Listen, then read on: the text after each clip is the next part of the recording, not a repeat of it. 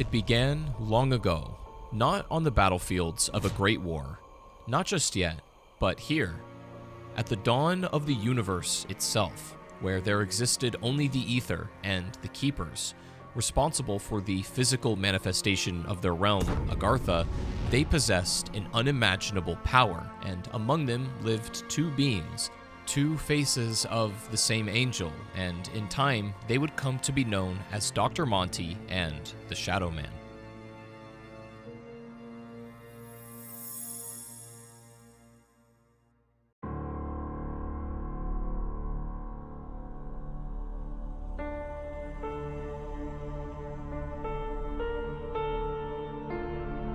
Within the forces of the Keepers resided allies of humankind, each of them being suited with significance in later facets of space and time, one of those men being named Pablo Marinus, and during the war, he would be saved by four unknown heroes who would later themselves come to be known as Primus. Alongside Pablo, the Keepers and the Wolf King, who would later be instructed by Primus to construct a castle named Der Eisendrache, Primus was able to defeat the Apothicons and end the war before seemingly disappearing from history. And so, it would be from here that the beginning, the true beginning, of the zombie storyline would really begin.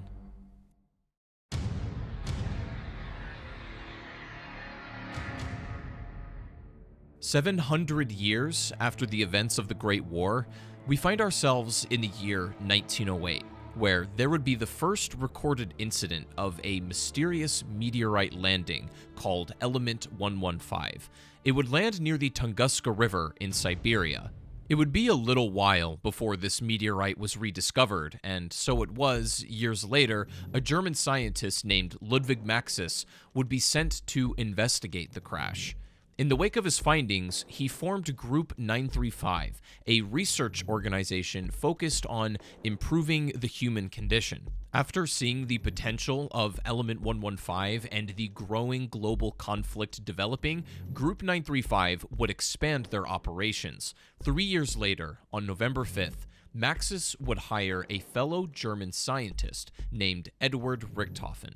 He would be brought on to Group 935 as a fellow head researcher, and on that very same day that Richthofen would be hired, Dr. Maxis's daughter would also be born. Her name was Samantha Maxis. During this time, other parts of the world were also beginning to experience crashes of Element 115. It would land in both a remote location in Japan and also in Groom Lake in Nevada.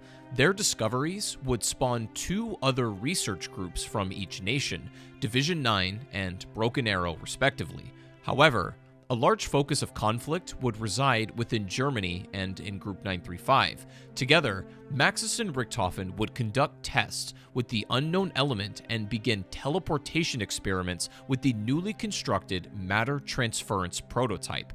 Results remained unsubstantial until one of the test subjects came back reanimated, vicious, and most shockingly, undead. Stand up. Stand up! Good. Look at me. Over here. Good. Now walk forward.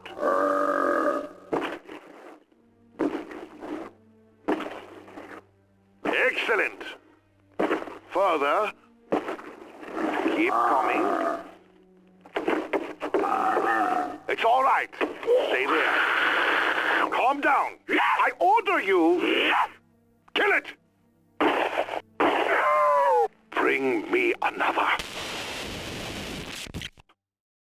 Many months of testing and varying results led Maxis to ultimately reach out to the Reichstag, the German government, for more funding. However, in this time, Dr. Edward Richthofen would also be contacted by the Illuminati, and as such, would begin work with them in secret as well. Group 935 was going in a different direction, and they were leaning towards goals directed at addressing the growing global war. Richthofen fundamentally disagreed with this decision, as the original goals of the group were beginning to evaporate and becoming much more militarized. From what was once a group determined to improve humanity, changed into an effort to create an undead army and build wonder weaponry for the Führer and Nazi forces. Both Dr. Schuster and Dr. Porter were among the few researchers who were working on weaponry, and even though they had developed technology that was otherworldly, Richthofen began growing the seeds of distrust in both Group 935, but also specifically in Dr. Maxis. Instead, he would start focusing more on his own research. In fact, he would successfully teleport a walnut, only to be met with the belittlement from his once close ally in Maxis. But this is not the crucial experiments that you are supposed to be working on. With all due respect, Dr. Maxis, this is a breakthrough of unimaginable proportions. What? That you moved a walnut a few feet? Yes, Edward. We will improve the human condition by revolutionizing the walnut industry. I can see it now. Edward's walnut delivery. Don't be obtuse. How dare you call me that? We are at war, Edward. I will admit that there is promise here. But until this war is won... Correct me if I'm wrong, Dr. Maxis, but Group 935 is a research organization. What was the motto? To improve the human condition?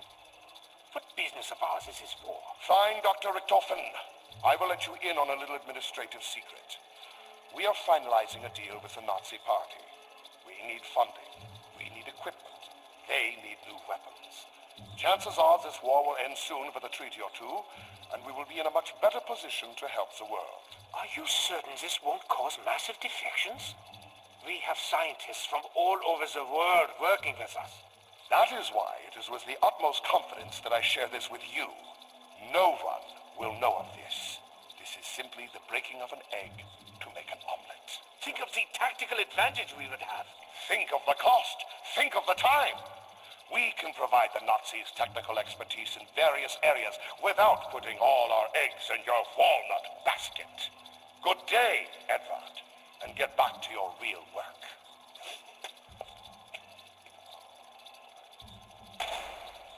Bloody jerk. I think Dr. Maxis has lost his perspective. No matter. We'll do this on our own and publish the findings before he has a chance to. You're not suggesting that Dr. Maxis would steal this technology and perfect it without us, are you? I would by no means discourage that thought. Great scientists must stick together and achieve great science. And now, working truly in secret from the group, Richthofen, with the assistance of only Dr. Schuster, would use the functioning teleporters at the Duries facility to transfer himself willingly to the moon. There, he would encounter a mysterious pyramid device of alien origin, or more specifically, Apothecon origin. This unearthly device would be called the MPD by Edward Richthofen. However, something happened, something very bad. While he was investigating the device, he would be shocked by it and then began to experience voices in his head. This opened a vessel that could be used to communicate from other dimensions. The Shadow Man would be one of those voices appearing before Edward Richthofen. Please, you must help me. Only together can we prevent the destruction of your world. You cannot conquer that which you do not understand. And now, with a connection established between Edward Richthofen and the Shadow Man, who knows what the consequences of this would be. After his time spent on the moon, Richthofen would be teleported yet again to a temple of unknown location, a place in space and time known only as Shangri-La. There's some debate about where exactly this takes place, but nobody really knows for certain. However, he would find an artifact there of great importance in the Focusing Stone, and after a period of being worshipped and venerated by the natives of that temple, he was teleported back to Earth. The thing is, though, the Richthofen that came back, however, was a very changed man. one with a much more sinister scheme at hand, aiming to reach Agartha in order to harness its power.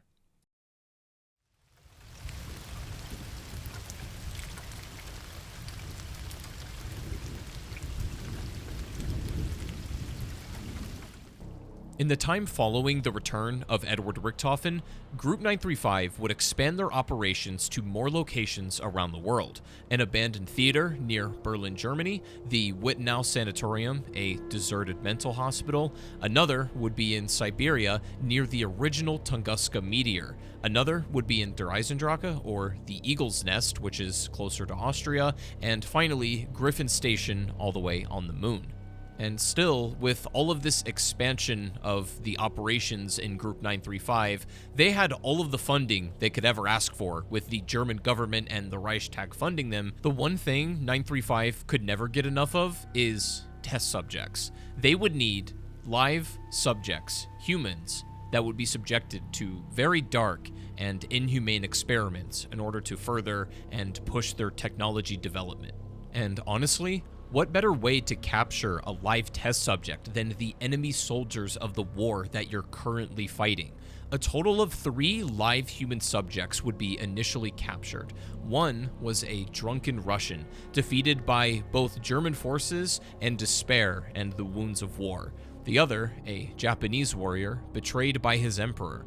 And finally, a Mexican spy who was caught hiding within enemy ranks. Together, these 3, Nikolai Belinsky, Takeo Masaki, and Pablo Marinus, would become brainwashed into becoming Richthofen's minions on his quest to power, until an incident with Pablo's spleen required a last-minute replacement. However, in the meantime, an American soldier named Tank Dempsey, alongside John Banana, Smokey, and Gunner Ridge, would attempt to rescue Peter McCain, who had been captured.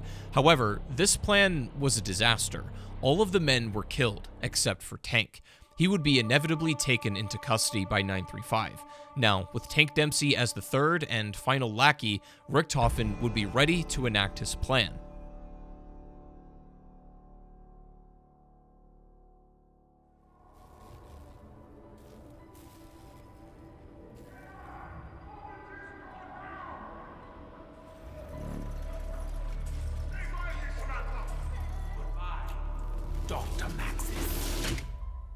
The plan was simple.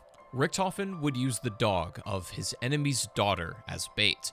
After taking away Samantha's dog named Fluffy, he would put Fluffy into the device, running it, and then changing it forever. The damage done to Fluffy would be irreversible. Whatever it wasn't Fluffy anymore. It was something more akin to a hellhound. Samantha, having seen this, would run to her aid before Maxis intercepted the two to save his daughter. With them all now in the teleporter, Richthofen locked them in and sends them away, delivering it with the famous words, "Goodbye, Dr. Maxis." Richthofen's maniacal laughter would be heard echoing the halls of the Doris facility. The remaining scientists on hand, such as Dr. Porter, would take his own life at the burgeoning moments of the undead outbreak, and so it was that the Doris facility would be overrun with the monsters that they sought to control. It was not much different over at Griffin Station on the moon, where Samantha is chased by Richthofen's allies and indirectly into the MPD. Becoming drawn to the device, Samantha is teleported inside of it and soon thereafter corrupted by the dark ether. Dr. Groff is instructed by an irate Richthofen, learning of these developments, to teleport Maxis to the moon in hopes of coaxing his daughter out of the MPD. However, when he returns, he does so with the knowledge about merging with electricity from a realm known only to us as the Crazy Place. I hope this works.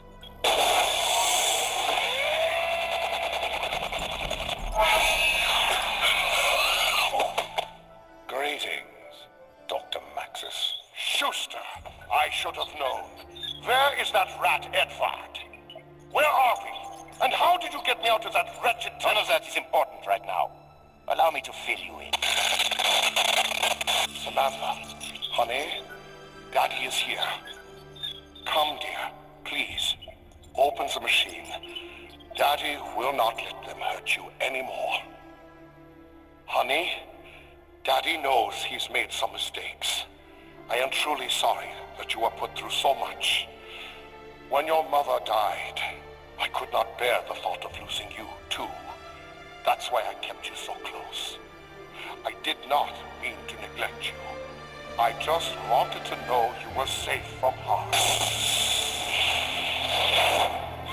Daddy! I love you, Samantha. I love you too, Daddy. Can you do something for me? Something very important. Yes. Kill them all.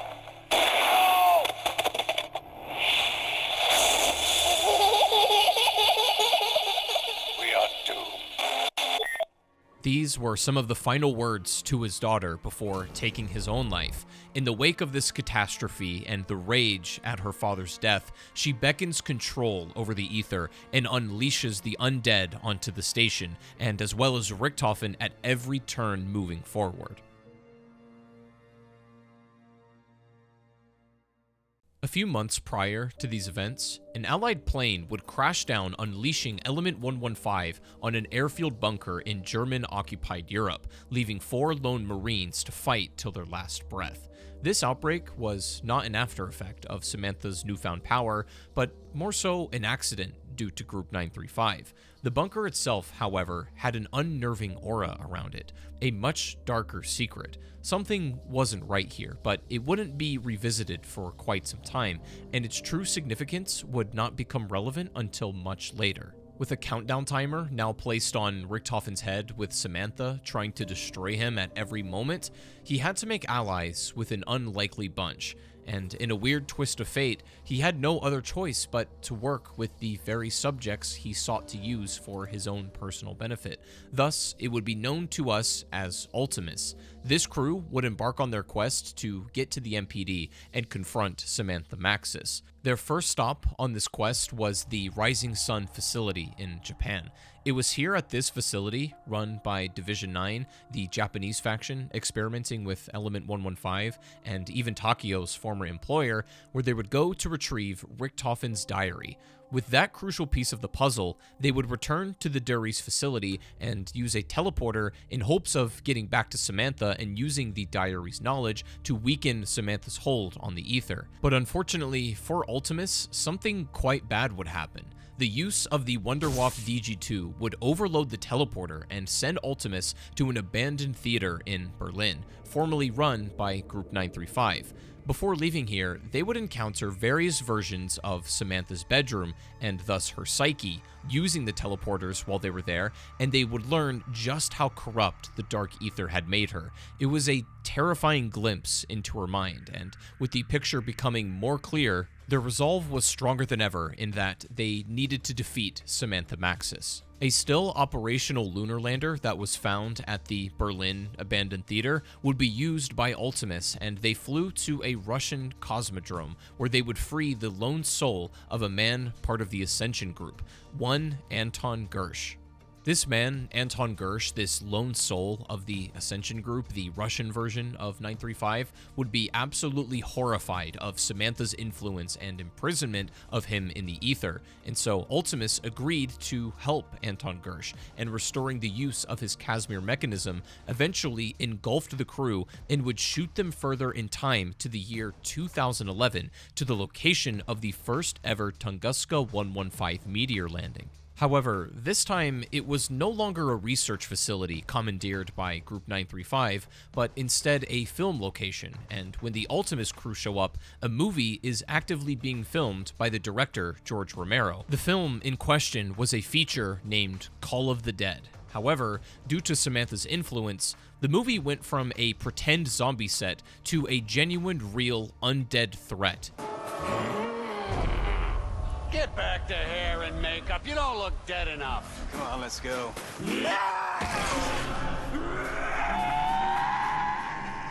That ain't in the script. I did research for a World War II movie. I came across some old Nazi documents. I couldn't believe what I was reading. Element 115, necromancers, raising the dead, real creepy stuff. We're completely surrounded! Come on! The coolest thing? Some of that crazy shit happened right here. Ultimus, however, stuck safely in a small room under the lighthouse. Primarily, Richthofen would communicate and would help guide the 4 remaining alive actors through this undead nightmare to retrieve a helpful artifact. This is probably a good time to explain that in zombies, there is a race living under the earth called the Vrilya. They are essentially a hybrid of lizard and human-like creatures with very superior intellect, and it's implied through the technology provided to humanity by the Vrilya is what allowed researchers like Group 935 or Division 9 to fully utilize and take advantage of Element 115, because without the Vril technology, 115 would be something that humanity could never contend with. So Richthofen knew this and sought to harness an artifact specifically made from the Vril. And Richthofen had his eyes set on something specific, an artifact called the Golden Rod. Being chased by the zombified director of their film, and now Sarah Michelle Gellar, Danny Trejo, Robert Englund, and Michael Rooker would find the rod. They would even power it, and they delivered it to Richthofen, sending Ultimus away to a remote temple. But something was wrong, because this wasn't the first time the crew had been here, or at least not Richthofen anyways. This was the very same temple, the Shangri-La, where he was once worshipped and venerated by the inhabitants. However, this time they weren't alone. There were 2 more souls stuck here in an unending time loop and cycle. We don't really know how they managed to find their way into Shangri-La, but they were in a never-ending cycle of exploration and subsequent death. These expeditioners were named Brock and Gary. With Ultimus's help, they were actually freed from their never-ending hell, and in return, they helped Ultimus unlock access to the Focusing Stone, another Vril artifact. With all of the parts required for his plan, Ultimus would try to teleport to the moon once again, but the use of the 3179 JGB-215, or the baby gun, overloaded it once again and sent them through time and space back to the Pentagon in the 1960s. This is the second time that Dempsey would accidentally cause these interruptions in Richthofen's plan.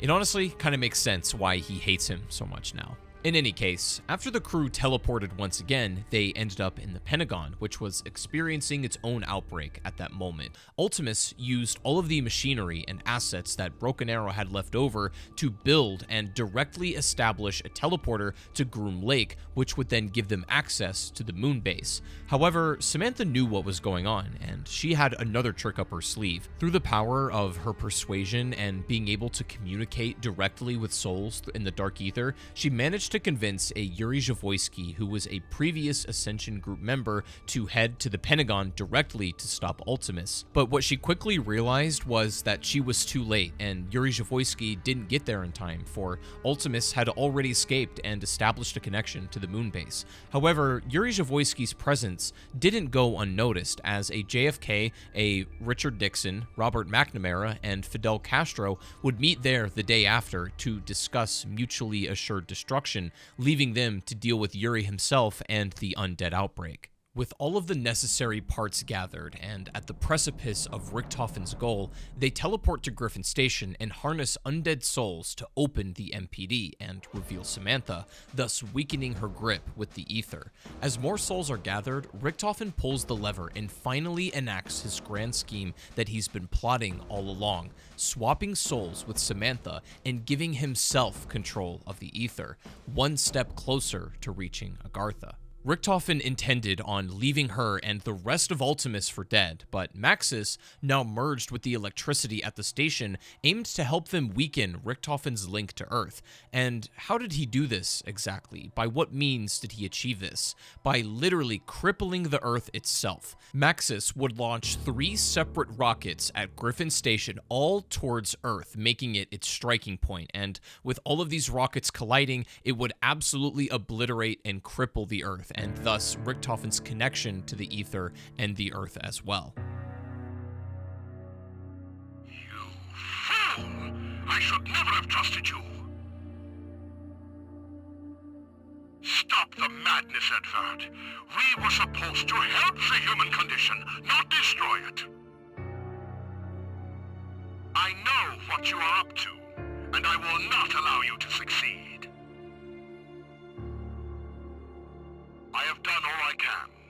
certainly hope those calculations were correct.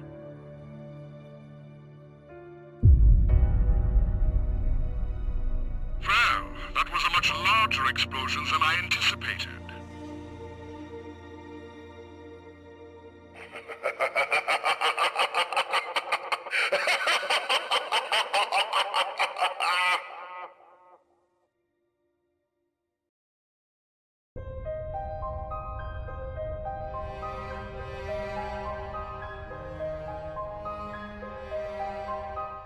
All of this pain, these tribulations and struggle that Takio and Tank and Nikolai went through, only to get betrayed by their puppeteer in the end. Now stranded on the moon with no hopes of rescue, Richthofen had no intention of helping them out either. There's hardly a lonelier circumstance to be abandoned on the moon and the only home you've ever known now burned to rubble. The Earth is tough, and its survivors are no different.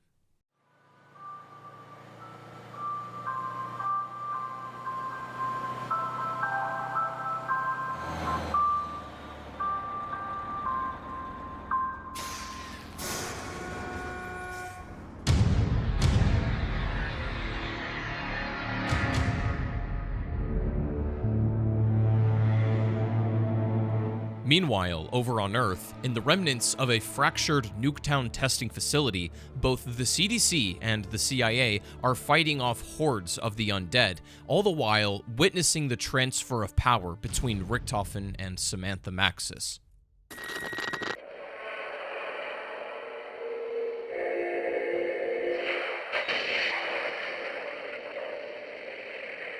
Samantha, you little brat. Time is coming. Soon. So soon.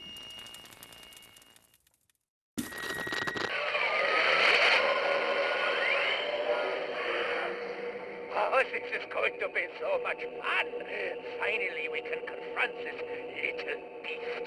Quickly, power up the machine.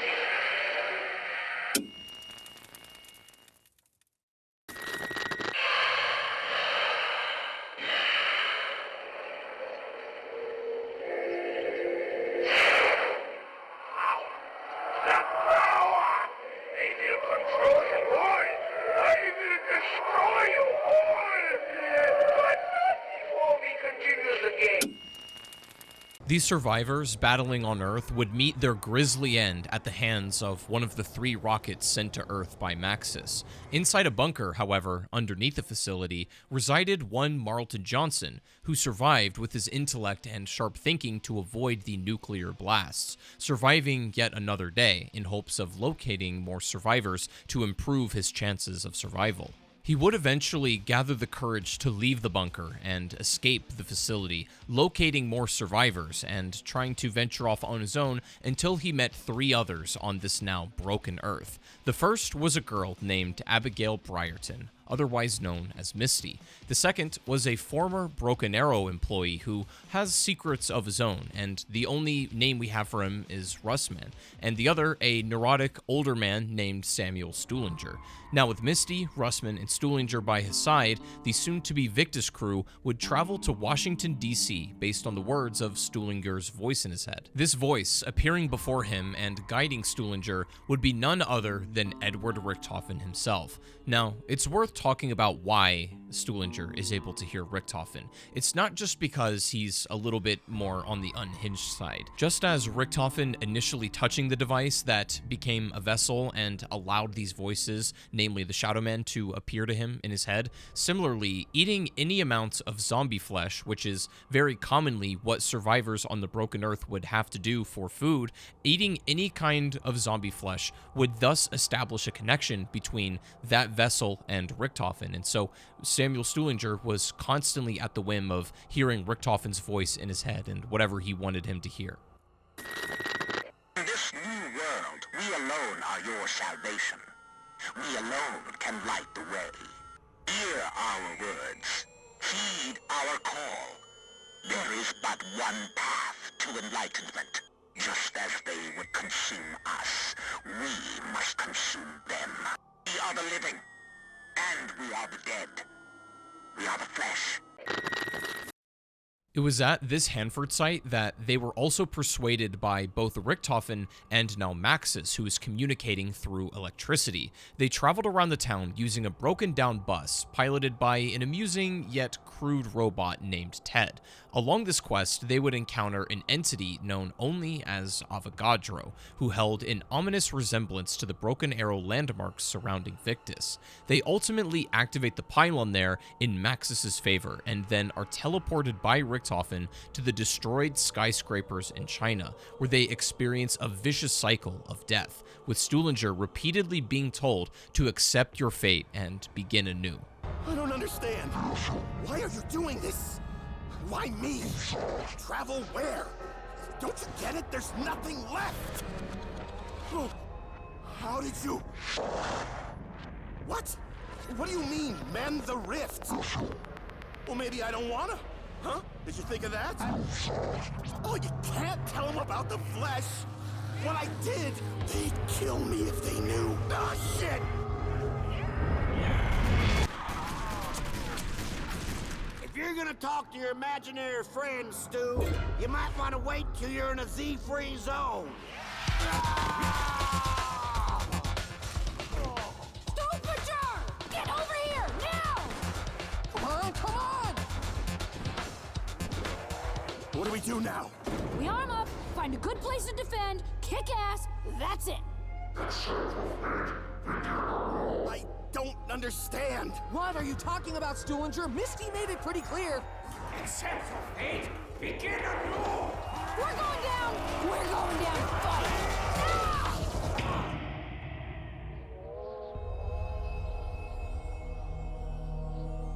Have we been here before? It is here that we find a little bit more about Stuhlinger's origins. Through an intercepted radio broadcast, we learn of a group called the Flesh, who eat zombie body parts, and thus all of them can hear voices in their head. Attention all on this channel. This is George Barkley, former Assistant Director of the CDC facility in Druid Hills, Georgia. Prior to the destruction of our headquarters, our research found evidence that contaminants are now infecting the very air we breathe. As such, exposure of some sort appears inevitable for all survivors. Symptoms are variable, but most subjects display short-term memory loss, psychosis, delusion, and paranoia. Short-term memory loss has also been reported, but as of yet, I have been unable to confirm this. We advise all individuals to monitor their fellow survivors for signs of the above symptoms. Paranoia in particular. Ask yourself, are those closest to you really who you think they are? Are they following their own secret agenda? Are they perhaps plotting against you? The dangers presented by such symptoms cannot be overstated. It was with deep sadness that I myself was forced to euthanize 14 members of my own team. My condolences to their families. I hope this message serves as a warning to all survivors. We must all do whatever it takes to ensure our future as a species. Thank you. And we can only assume that Stuhlinger has this guidance as he was once a member of this group called the Flesh. Here, on this broken-down Chinese skyscraper, Victus is met with yet another choice, to activate the pylon in either Dr. Maxis or Richtofen's favor. Not really sure who to trust either way, as Richtofen is communicating directly with Stuhlinger, and Maxis is communicating with the rest of the crew via any kind of electrical signals he can manage, and so it's a bit of a tough choice, but ultimately, they put the pylon in Maxis' favor. After this, Victus would go on a very long journey, traveling by foot, and they were guided by Richtofen to one final location, an Angolan mining site, which happened to house an old western town underneath, once known as Purgatory Point in the late 1800s. This western town contained the final pylon needed to help their benefactor access their power. Seeing a massive rift right here in the earth before them, they knew they were reaching an endpoint. Something had to give somewhere, and so after traveling down these mining shafts and ending up in the old abandoned town, Victus would meet a gentle giant named Aether, who once served the Wolf King of Der Eisendrache. After scattering his master's remains over the castle in the 1300s, he mysteriously got teleported to the old buried town, and to where this point now, he would help the crew on their journey. But Victus would uncover a number of more mysterious things while in this old western town. A large mansion inhabited and haunted by a ghost woman who sought to protect the Pack-a-Punch machine from anyone who drew near. For reasons not fully explained until later on in the story, it is recorded by a blacksmith, Jebediah Brown, in 1885, that he was told by two angels, Monty and the Shadow Man, to create a weapons upgrade machine using Element 115 from the mines under Purgatory Point. However, the exposure to Element 115 caused an infected member of the town to bite Jeb's mother in the throat, eventually killing her. First home he stumbled upon was me and Ma's. I was at the shop at the time. Ma went out to meet him, and Clive, Doc said it happened quick. Clive jumped on her, ripped her throat. Old Bill ran over, put two through Clive's skull, shot him dead, like a dog. But Ma, she's been laid to rest now. She'll rise up to heaven, and bless her soul, she'll be greeted with open arms. It was last night. When I slept, I had a vision. Two angels came down to me from heaven. They told me I needed to be ready to prepare for what was coming. And what was coming, they would not tell me, but how to prepare. Build a machine, they said. A machine that will grant you great power. In mourning and using poor judgment, Jebediah places his mother's body in the Pack-a-Punch machine, only for her to return as a ghastly spirit, the same one that Victus fends off in 2025 here.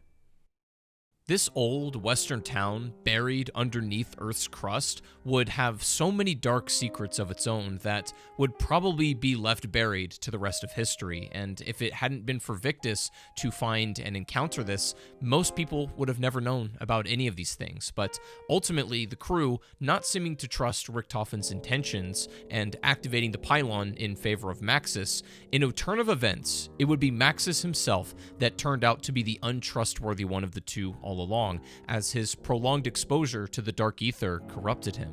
Despite his once righteous goals of removing Richtofen from power and the banishment of his soul into a zombie, Maxis would be the one to perish alongside that reality. Has begun.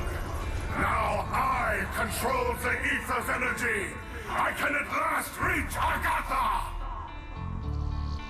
Ah, you fools! Why did you listen to him? Regretfully, I must inform you that neither the Earth nor its people will survive. Ah, I tried so hard to warn you. Don't cough! Once the gateway is open, I will finally be reunited with my dearest Samantha. Hello? Are you forgetting something? Even if your wretched daughter is still alive, she has my body! If you are so eager to re-enter the physical world, Richtofen, I will grant you that fish! In the void left by its implosion, a rift would open for some still left within this dimension. One would be for Samantha, who would be transported to the moon to a house in Agartha. Another for Victus and the now zombified Richtofen, taking them to another reality, or more accurately, another dimension entirely. My name is Samantha. I'm going to tell you how all this really began.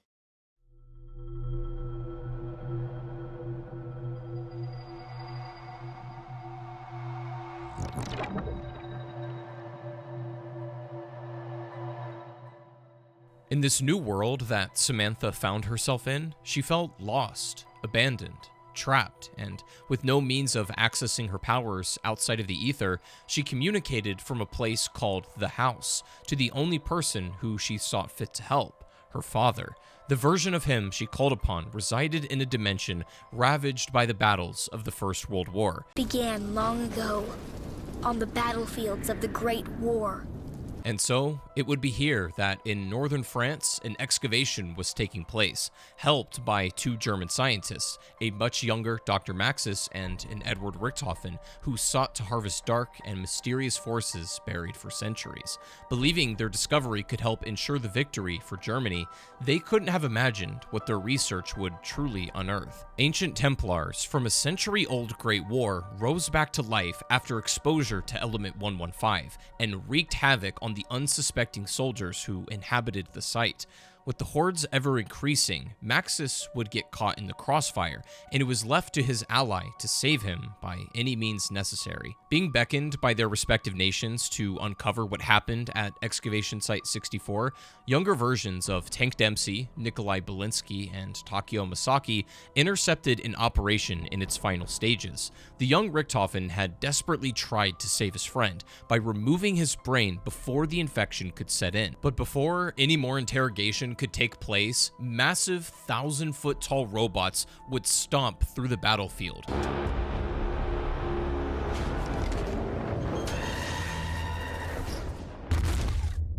Each one named after a Norse god, Freya, Odin, and Thor. Fighting their way through the dreary and muddy trenches of World War I, where it rained and snowed and they battled through the undead, they eventually made it to the mound, and at its base inside stood 4 lone statues, each resembling a member of the crew.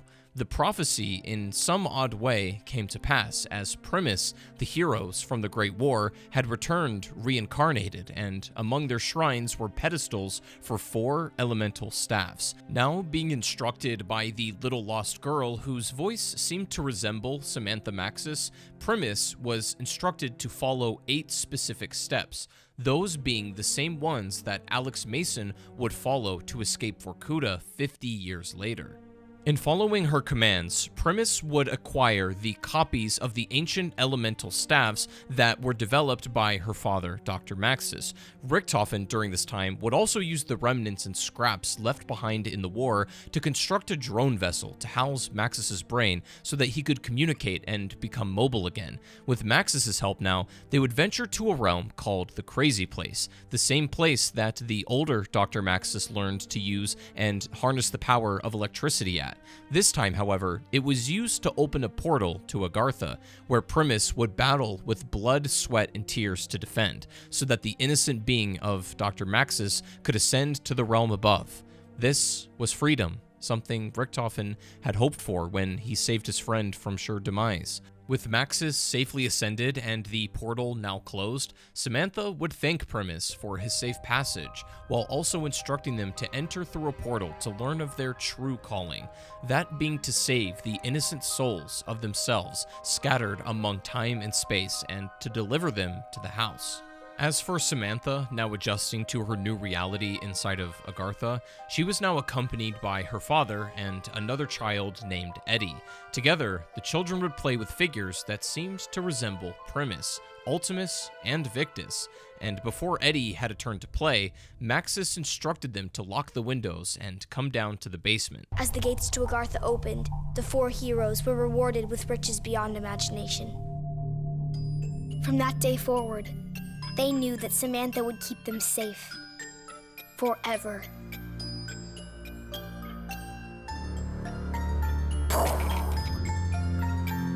You're getting everything wrong. I told you before their eyes should be blue. It's my turn, Eddie. I can do whatever I want. But you don't even know how to play properly. Girls don't know enough about zombies. Put some toys away, children. Make sure the windows are locked before you come down to the basement. We'd better do what your dad says. I didn't even get my turn. Tomorrow, Eddie, you get to make the rules. I promise. on, Fluffy. I wish the heroes in our stories were real, Sam. I know what you mean. But we will make everything okay. My dad says he has a plan.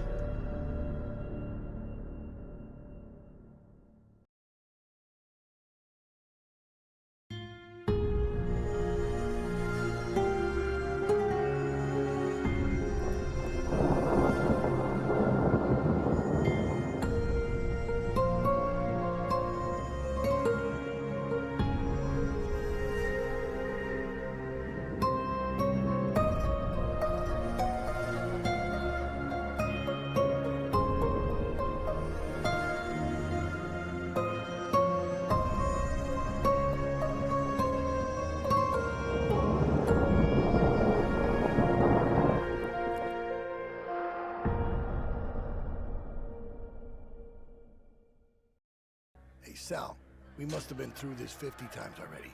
And we'll go through it another 50 if that's what it takes. 9:30, lights out. God begins his rounds. How we doing tonight, Ferguson? Family good? Doing great, Mr. DeLuca. My boy Tommy, he's almost 6 now. Ain't that swell? Hey, Finn. Get that tip for Saturday's race yet? I'm working on it. Right now. You gonna shut him up? Or do I gotta do it? You know the rules, handsome. No talking. 9:35, the Weasel launches into a song and dance routine. Damn it, Arlington. You gotta get the doc. Better be the real deal this time.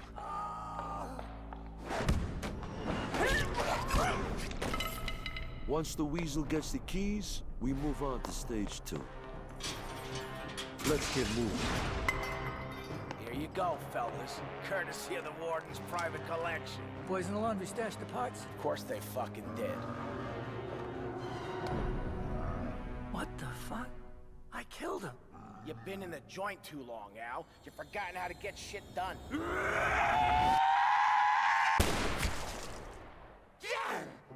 Sometime after the beginnings of this reality, in San Francisco, on the island of Alcatraz during the Prohibition era, 4 mobsters would find desolation and hell in the form of eternal purgatory.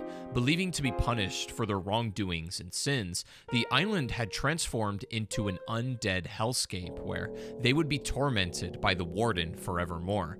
After having killed Stanley Ferguson twice to initially escape, the inmates Sal DeLuca, Finn O'Leary, Billy Handsome, and Al Arlington would devise an escape plan to escape Alcatraz. But with the plan going sour, after escaping the Rock, getting set off course and flying onto the Golden Gate Bridge, a wrench thrown into their escape, they tried to devise a new one when suddenly electric chairs appeared in front of them on the bridge, foreshadowing their inevitable fate. They would use the chairs to bring them back to the island, repeating the process until the truth of what really happened was revealed, learning that they were in an eternal loop, paying for their sins in life and an escape plan gone murderous, with their souls being toyed with by a higher power, one that the Warden himself served. They blamed the Weasel for their failure, but unbeknownst to the mobsters that he was following the will of the Shadow Man as a means of opening a gateway into the world. The Warden would let the rest of the cycle play out as necessary, and in an act of vengeance, a fight would break out on the bridge. Angry and hopeless, the 3 inmates would attempt to kill the Weasel, outnumbering him with pure firepower. He fought hard and mysteriously gained assistance from the undead during the struggle, but ultimately it was not enough, and he would die by their hand, just as the prophecy had foretold. Now trapped in this endless cycle of violence with no means of escape, there seemed to be no hope or respite for this dimension, and it was now ripe for the Shadow Man's arrival. The Weasel was the key in all this, however. He was different, and he knew it. Rejection hurts, but it's not the worst thing, is it, Albert? What really hurts is to be ignored. You know how that feels better than anyone, don't you? Sure, they want your skills, your expertise, but only on their terms. They don't care what else you have to offer, how different you could be, if only they noticed you. If they don't already suspect you, they will soon. And then what? What will you do when the truth's revealed? When your whole house of cards comes tumbling down? Will you confess? Or will you run? Where will you run, Albert? All around the mulberry bush? There's nowhere to run. Nowhere to hide. You'd have to show them, Al. You'd have to show them just what the Weasel was really capable of. You know, there's only one way this is gonna end, Al. Poor Weasel.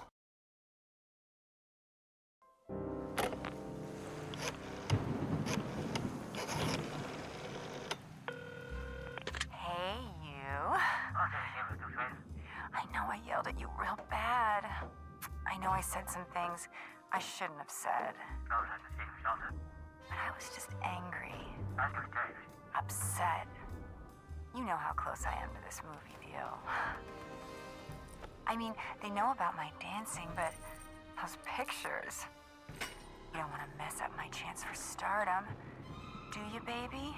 What do you say? You bring over those prints and we can... make up. Hey, we got a problem. A big problem. The mayor's trying to make a name for himself, sticking his nose where it don't belong. He's looking into allegations of police bribery. What do you say we get together at the usual joint? Talk things through. Figure out a way to put this to bed before it gets out of hand. Trust me, have I ever steered you wrong before? I ain't fought in 18 months. I'm stepping at the last minute. I only got 2 weeks to train, but the outcome ain't in any doubt. See, I ain't leaving nothing to chance. He may be the #1 contender, but his career ends tonight. Just make sure the ref knows to look the other way, because this ain't gonna be pretty. But once it's done, once you collect your debts and your bets, I get my shot at the title.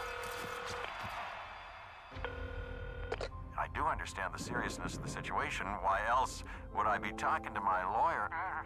But just to be clear, can you please tell me precisely how much debt my wife has accumulated? Do you happen to know if our life insurance policies are fully paid up? No, no. I can assure you, I'd never, ever think of taking such a course of action. No, I just want to make sure that our affairs are, in order. I have been watching. I have seen each and every one of your misdeeds. I know who you are. But questions remain. Why do you do the things you do? Do you not see the futility of your tiny, insignificant existence? You are but fragments of a bigger universe. Your sins serve only as an invitation. An invitation to an evil beyond your imagination. I'll lead the way. I will show you the path. Only through me, the Shadow Man, will you find your redemption.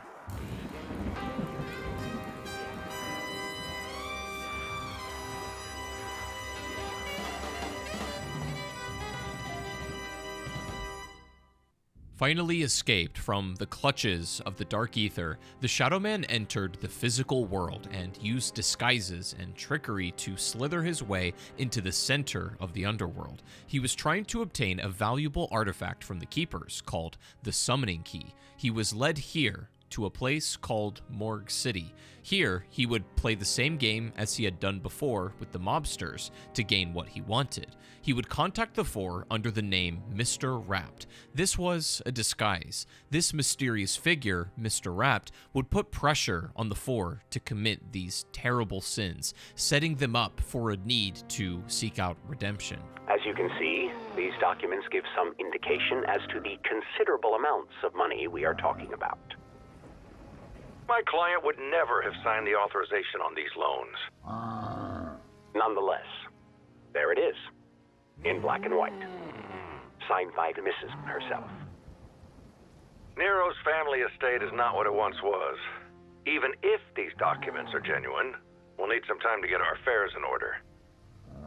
I would advise your client that our company intends to aggressively pursue settlement within 1 week. 15 days at the most. Look, I need to make a call. My secretary will see you out.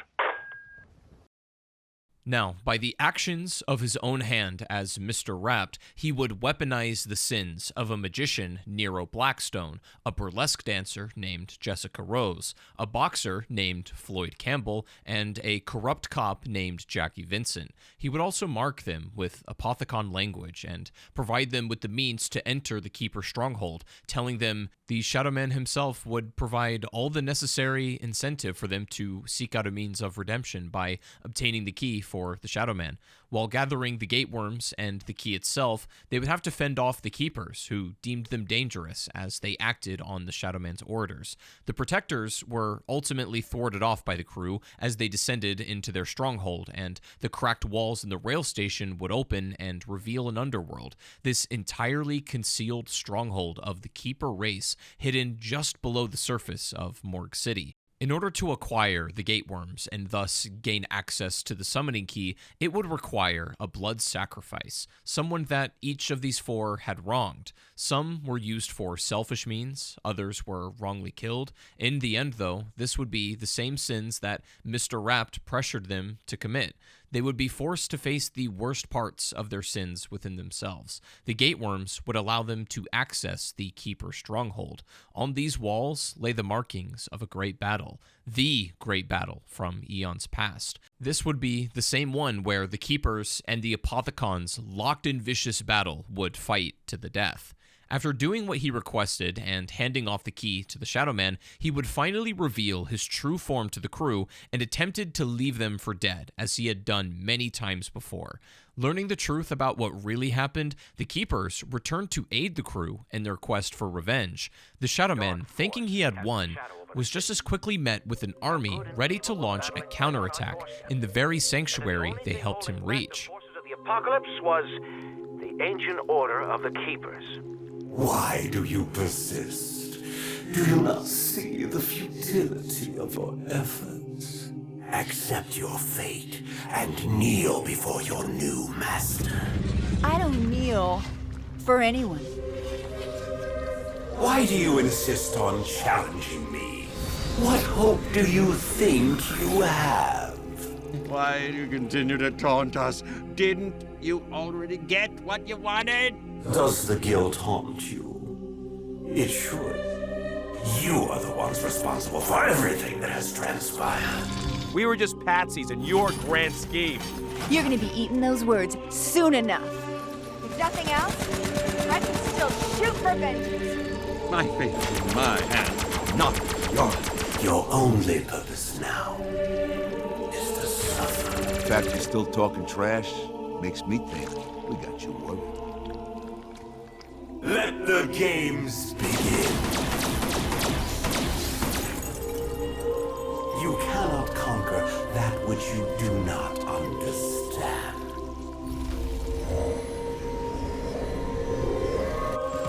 I persist because I'm a persistent son of a bitch. Your efforts are as insignificant as your very existence. Your world belongs to us. Don't go thinking your fancy words confuse me. I know what all this means. How can this be? This was not what was foretold in the prophecies. Wait! What are you doing? You are but mortals!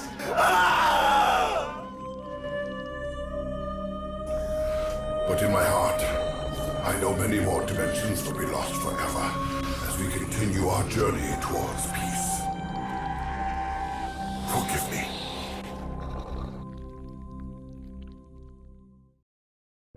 After the Shadow Man would be defeated and locked away inside the summoning key, the Keepers entrusted the crew with the summoning key in hopes of its safe passage from the dark influence. But before they could hand it over, Richtofen, not seen in years and prepared for the journey ahead, would jump in and steal the key. And Richtofen, leaving just as quickly as he arrived, left that reality without a means of protection. This dimension would eventually succumb to Apothicon rule without the protective power of the summoning key and be wiped out from existence. But in order for Primus to continue their journey, they would have to go back to where it all truly started. Primus traveled back to the Duries facility where they planned to intercept a Richtofen having just sent Samantha and Dr. Maxis away.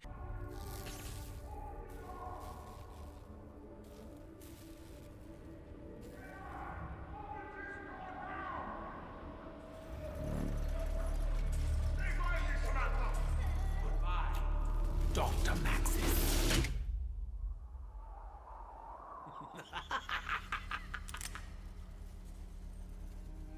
This ain't funny, Doc. Turn around. Slowly. Do you know who I am? Yeah, we know. That's why you better do exactly what we say. A great evil approaches. There is a chain of events that must be set in motion. Future hangs by a thread. You must awaken the test subjects.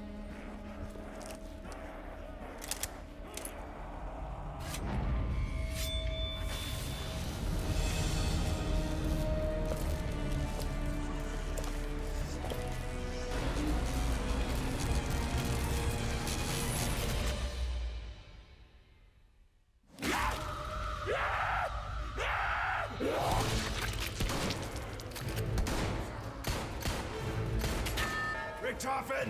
Whatever you're thinking of doing, don't do it! You do not want to meet what's on the other side of that door.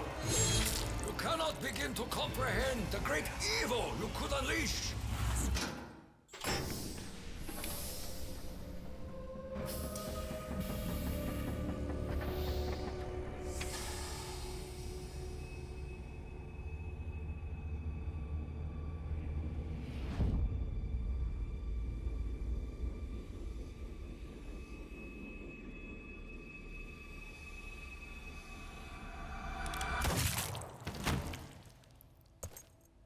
Damn it, Richtofen! I thought we were done with this! What can I say, Dempsey? Things change. Only a fool would dare to change history. I am no fool. What I do only to secure a better tomorrow. Yeah? Well, let's see if we live to see it.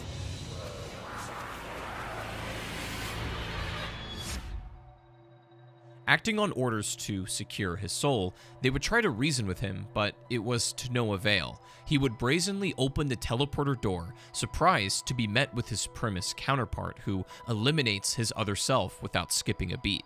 Plans be damned now. Richtofen, disgusted by this future version of himself, explained that what he did to only secure a better tomorrow. Seemingly having gathered his soul in the chaos, Richtofen keeps the others on a need-to-know basis to chart their next course of action, which would be to acquire Dempsey's innocent soul.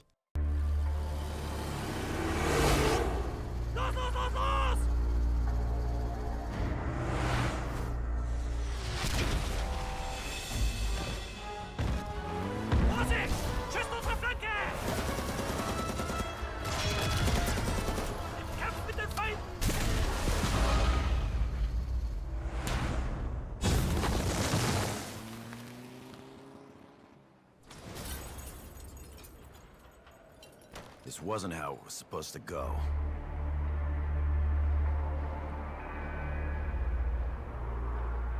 We were supposed to secure the package and be in and out clean.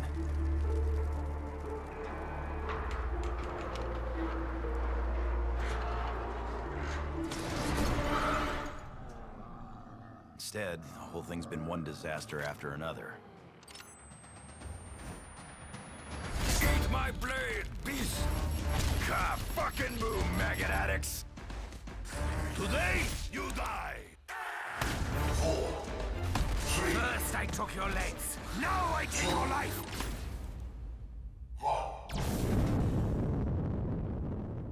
I should never have trusted you, Richtofen. Never.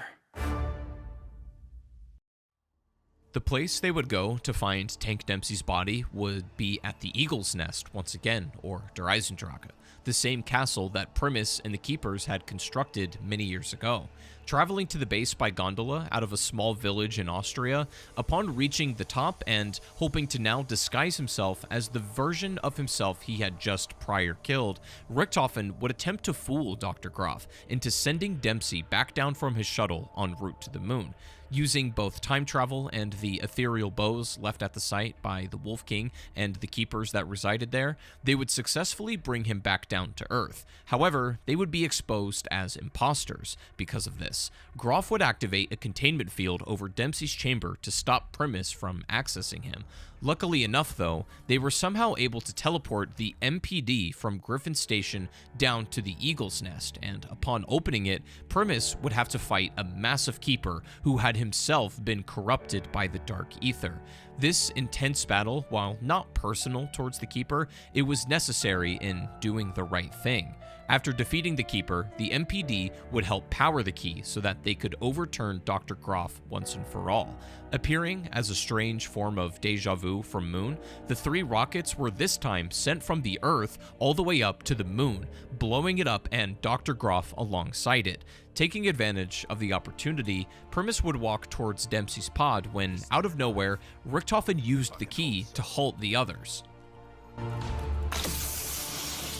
This subject will one day wreak havoc across the entire universe. He cannot be allowed to live.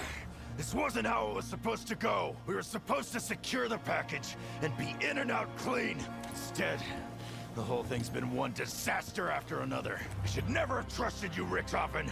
Never! You should trust me, Dempsey. You all should. This artifact has the power to contain and preserve the subject's soul. Your soul. But it can only be done after the moment of death. Just as you saw me do to my other self. It is the only way. Wait! If someone's gotta take him out to save the universe, then it should be me that does it.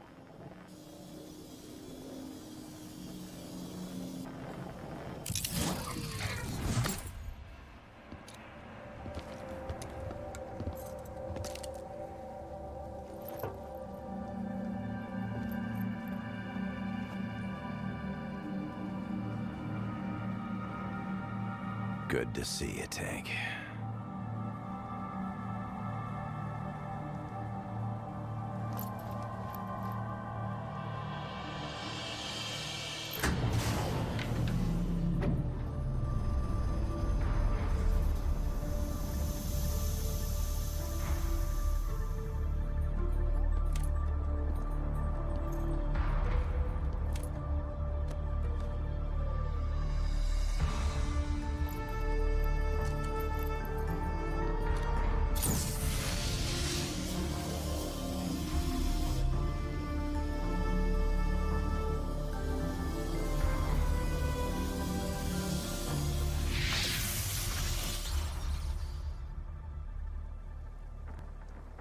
Very understandable words from Dempsey in the heat of this betrayal, and in a weird way, it would resemble what happened to the other crew on the moon.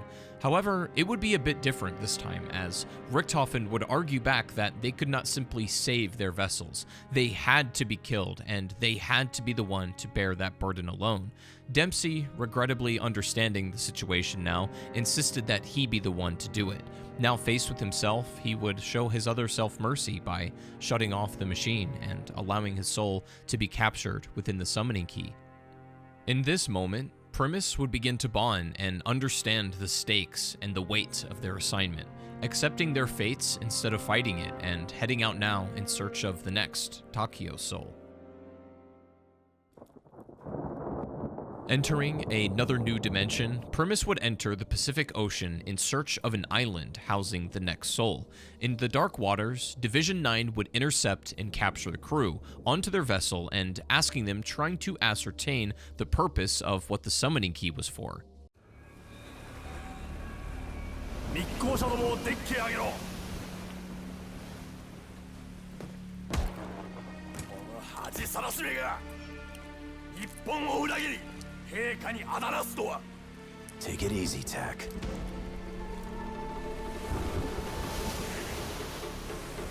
どうやって手に入れたんだこの異物を。 I'm sorry. I don't speak Japanese. 誰か答えられないのか。 The object in your hand? It's gonna bring you nothing but pain. Believe me, I know. ネズミどもを海に叩き落とせ。 I am an envoy of the Emperor himself. I am no traitor!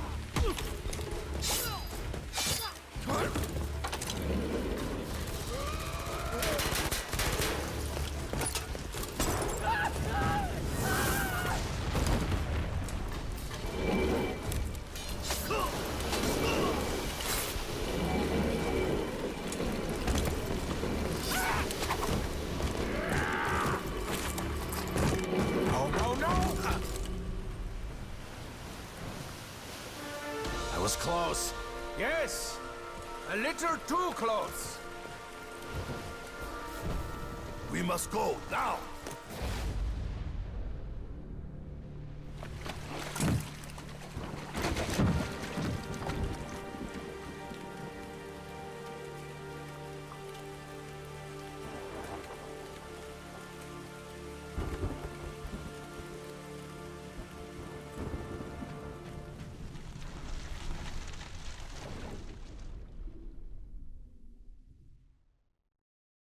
They would eventually drift closer to the mainland and then swim to shore on the island. But it would be here, on the island itself, that Primus would discover something truly terrifying.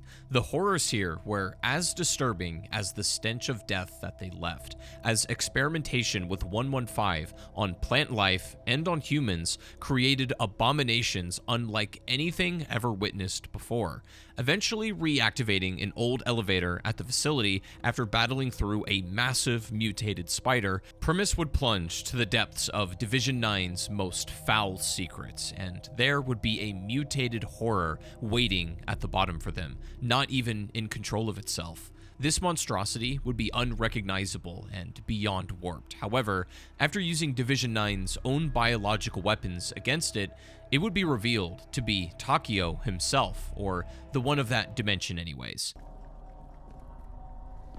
Your eyes, I recognize them. Almost as though they were my own.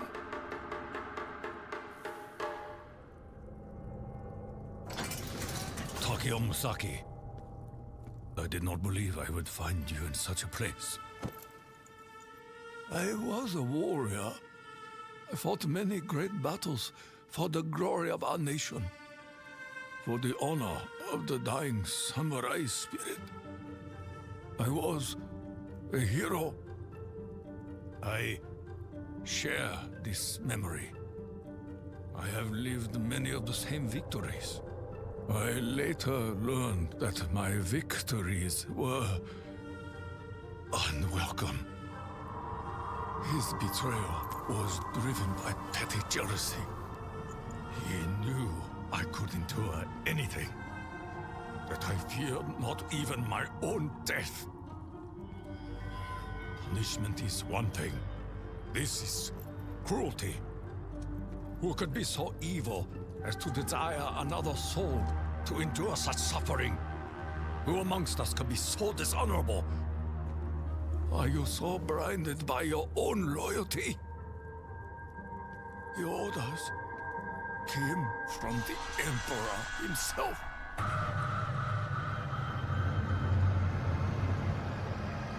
My life, my path, is built upon a lie. This realm may have been corrupted and consumed by evil, but we possess the power to change things. A better tomorrow is only possible if we blow away the ashes of the past. None of us choose the means by which mercy will find us. But I am at peace. I understand what must be done. Will you be my kaishakunin? It is my honor.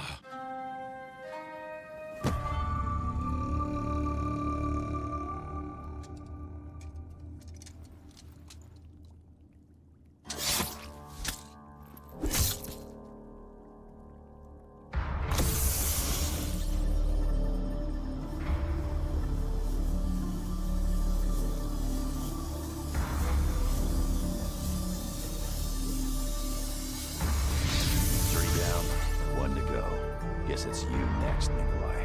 Nein. There is something else we must know. There is a chain of events that must be set in motion.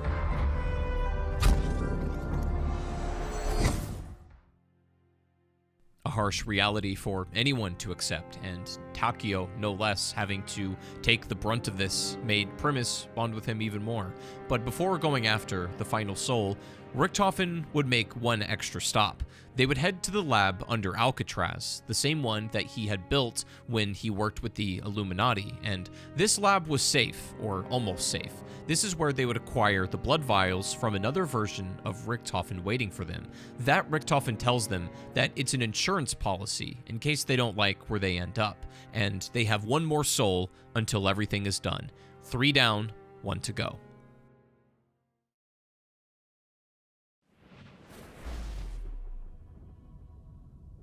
Traveling once again to yet another separate dimension, Primus travels out of an aurora borealis in the sky into a war-torn Stalingrad and uses an already dead Peter McCain to parachute safely down onto the land.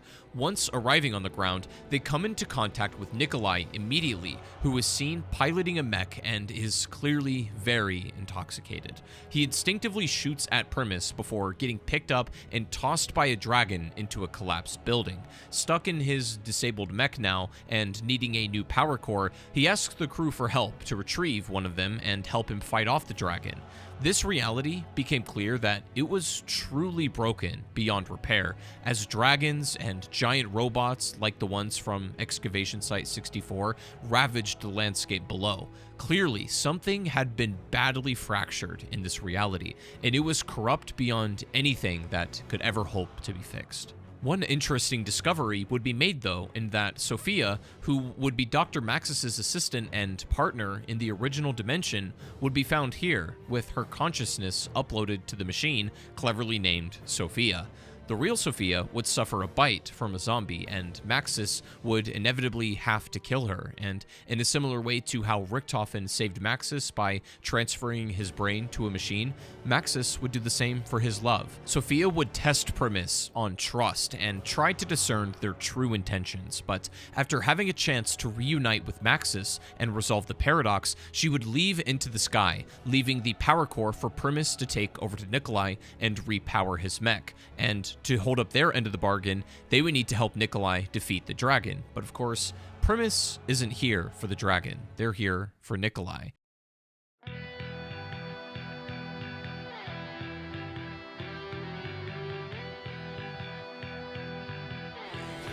Who in Linden's name are you? Are you... I'm going to die! Before fighting Nikolai, you have one more threat to take care of. Death takes many forms. Today, it is Tokyo.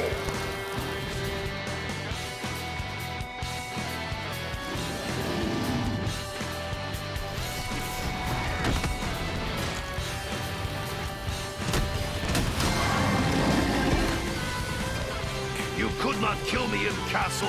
You could not kill me on island. You will not kill me here. Only by your drunkenness, Nikolai. Unfortunately, and I really am very sorry. Your help is needed if we are to restore peace. If you surrender. Russians know nothing of surrender! This is not surrender, my Russian friend. This is a chance for redemption.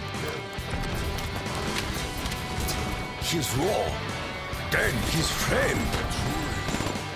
When victory is mine, I will bathe in your blood.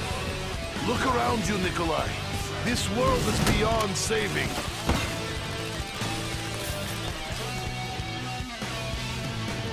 Things are forgotten. For a reason!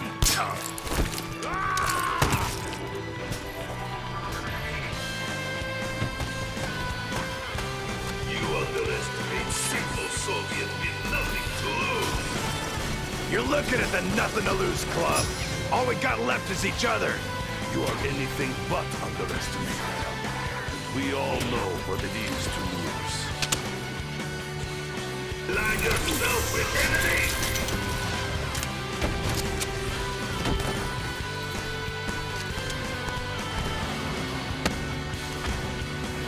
Turns out the dragon was nothing compared to an angry Russian man.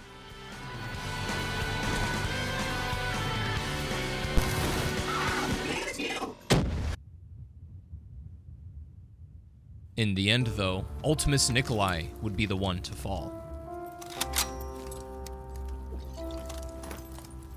You think you will kill me now? I am sorry, Nikolai. I wish there was another way.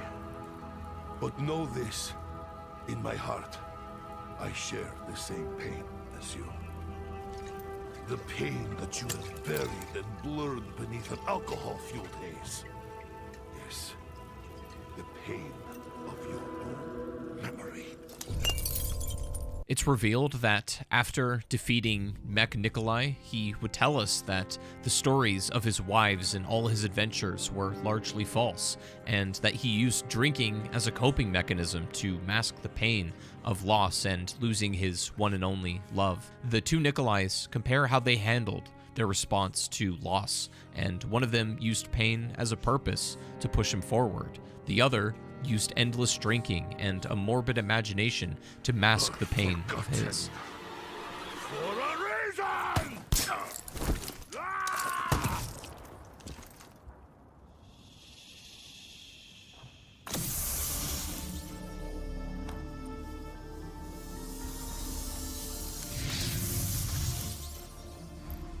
It is done. The souls have been collected, Maxis. We will see you soon.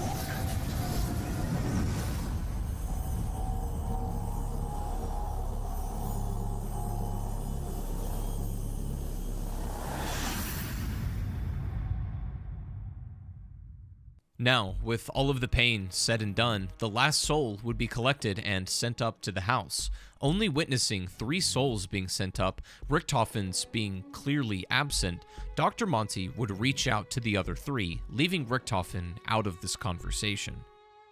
Nikolai, Dempsey, Takeo, I'm only talking to you right now. Richthofen, he can't hear me, so he's probably off doing his own thing right now anyway. No change there, I suppose. The good news is, you're nearly done. It'll soon be time to come to the house. But this plan, this big plan, a lot of it's been riding on Richthofen. Before he caught up with you guys, he spent years traveling, searching out just the right versions of you. The ones who held the key to closing off the other dimensions. I think you know by now exactly what that entails. Point is, he's kind of surplus to requirements these days.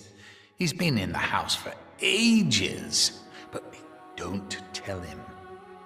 Anyway, it all makes sense when you get here. You'll see. Honestly, it's going to be fine. Oh, shit. I completely forgot to introduce myself. Oh, sorry. I'm Dr. Monty. Hello. So nice to see you all. It would be revealed here that even though the innocent souls were upstairs in the house playing and under Dr. Monty's supervision, Maxis was still vulnerable. The Shadow Man, even from within the summoning key, would be able to communicate and influence Maxis, as his vessel had a mind but no soul, making him very vulnerable to the influence of the Shadow Man, and he convinced Maxis to release him. Okay, let's recap a bit, shall we? This was meant to be a new start, really. A perfect world. Free from all the evil that had corrupted each and every corner of the known and unknown universe. It was going to be a place of safety for the kids, the little yous. You little... well, so far, so good. But things started to go wrong soon after you arrived. Now, I can understand your initial shock coming face to face with Maxis, especially after so long. But you did the right thing. You followed the plan. You brought the summoning key here, and you destroyed that bloody machine once and for all.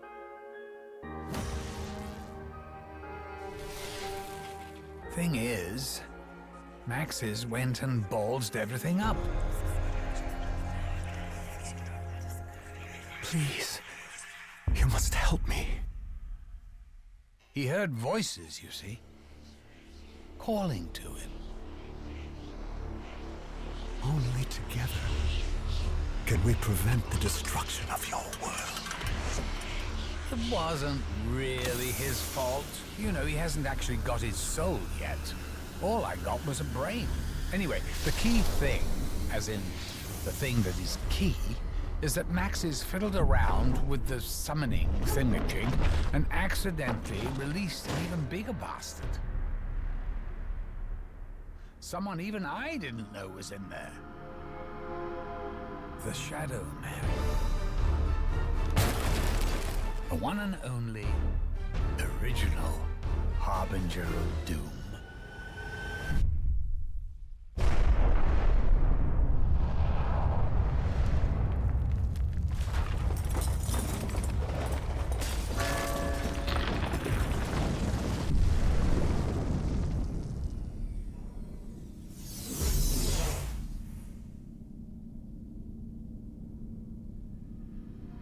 So, I'm going to be absolutely truthful with you.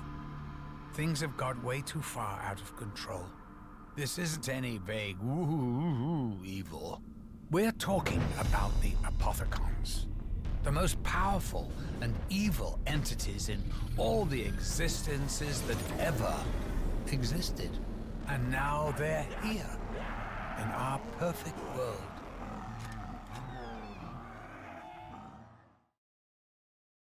And the Shadow Man would be thinking one step ahead, for he would not be only corrupting and persuading Dr. Maxis to release him from the summoning key, but he had plans to contact other people from other dimensions that we've previously visited. He would appear as Mr. Rapt once again before somebody who spoke to Stanley Ferguson, who witnessed the events of the Alcatraz escape, and we can hear their conversation. So I just sat down with Stanley Ferguson, night guard at Alcatraz. He told me a heck of a tale. A few years back, 4 inmates, 3 mobsters, and some weasel had this brilliant plan to escape the rock. I know they sound like real geniuses, these guys. Anyway, this weasel was quite the talker. He had these guys convinced they could escape. He told them he could build a plane, and that together, they'd all fly right off the rock. Now, the weasel had plans and drawings and everything. I saw them. But even if they built it, no way that baby would ever fly. These mobsters, it's lost on me. They were smart guys. I mean, Sal DeLuca? No way you can convince a man of his caliber something so absurd. So I guess at some point, the whole sorry truth came out, and the weasel found himself cornered. They did him good. Left him bleeding to death on the cold stone roof. They all got the chair for it. That was that. Sad to think that 3 guys like that could find themselves swinging, all because they bought into the lies of a delusional conman.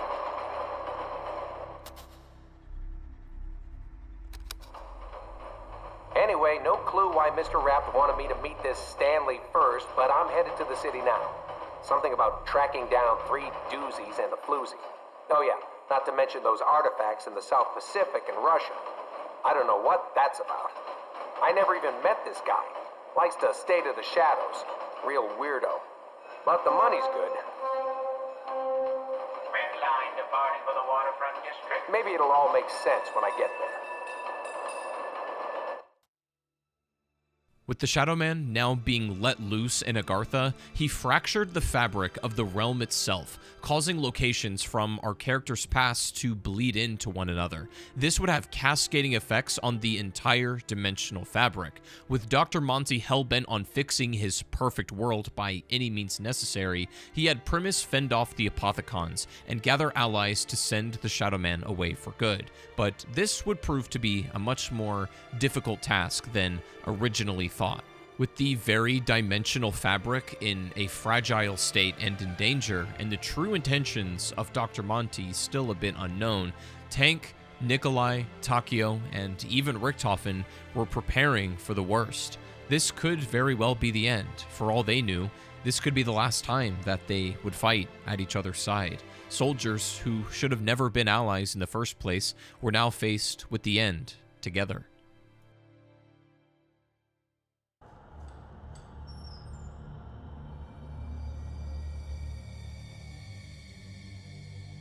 Darkness will find you, now and forever.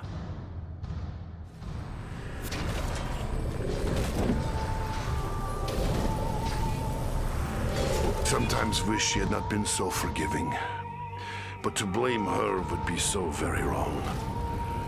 I made my own mistakes. Even though we are bound by destiny, in our hearts, we are a team. We'll fight side by side, back to back. Even if it's for the last time, Nikolai.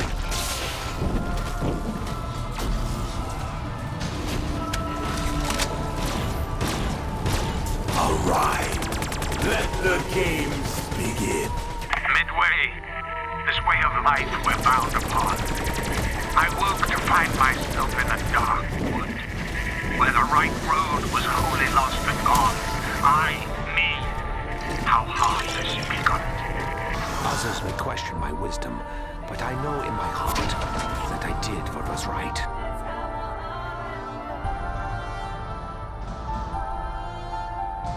Are you so foolish and ignorant to believe that you are on the right side of destiny? This has always only ended one way. I have foreseen it. This is it. The Aether. The infinite. It's the reality beyond the world you know. Beyond your perception.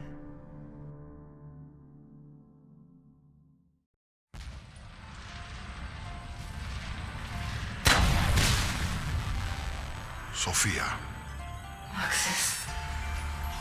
you know what we must do, my dear. Yes, my love. We will do it together. As one we are.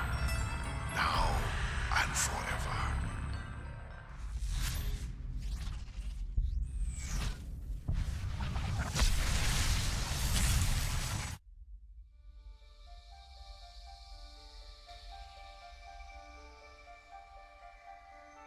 With the evil vanquished, I can start making it all nice again.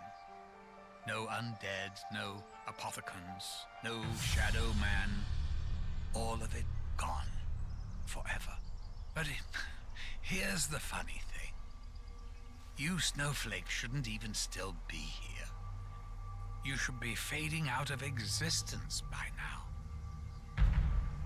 Those blood vials. I was wondering when you'd bring this up. They're from realities we've already closed off. They shouldn't be here. They can't be here. Such a paradox means you're putting my perfect world at risk. You guys and your bloody free will. What to do? What to do? Well, you certainly can't stay here. You could send us somewhere else. Somewhere we've never been. I suppose I could make a little corner somewhere in history. A place where I can dump some of the other shit that I've left over. Or I just wipe you from existence. Ooh, hang on. Actually, that all works out perfectly.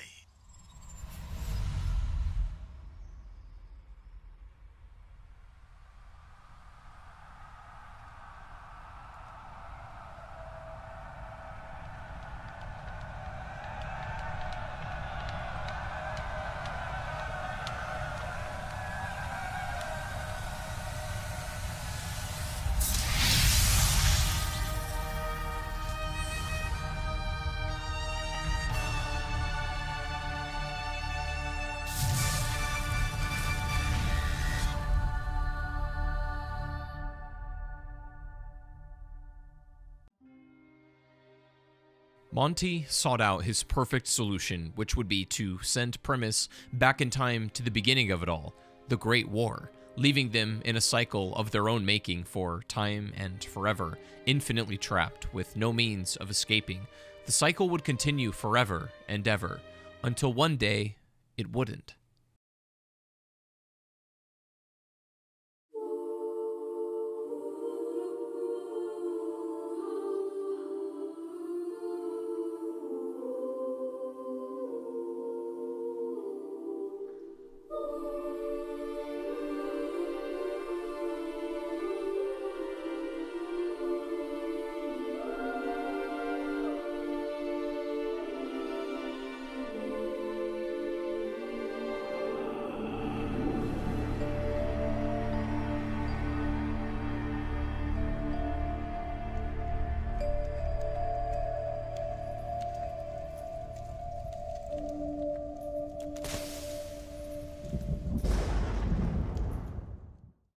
It's been said that the only constant thing in life is change, and when things change, it can have ripple effects. That's why they always warn about time travel. In the instance of the cycle, however, it was the Weasel who was constantly murdered by the other three, but this time he came out victorious. No one really knows why the cycle broke, but after coming to maybe his own realizations about the truth within himself, he broke the cycle of death that he was constantly trapped in.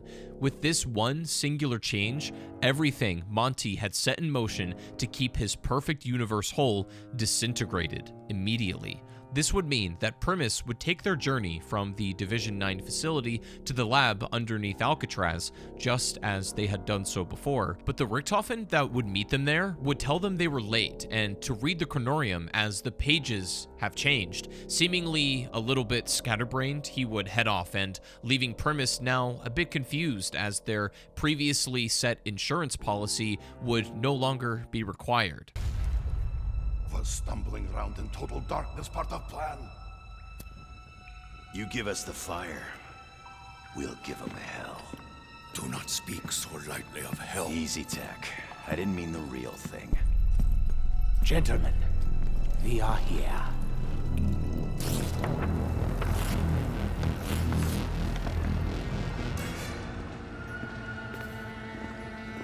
Where have you taken us? They should be closer to the lab. No matter. This way, if you please.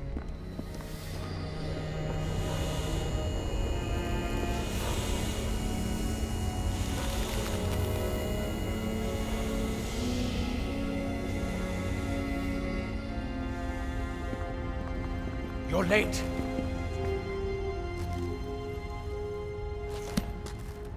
Doctor?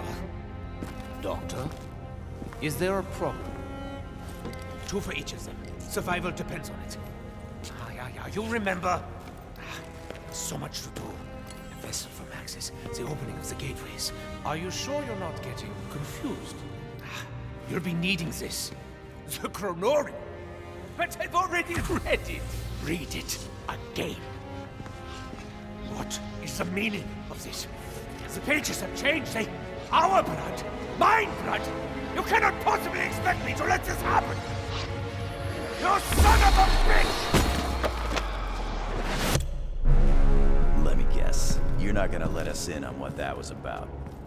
Or explain why you have people in freezer. We are leaving. So, da koniecznie. Asshole.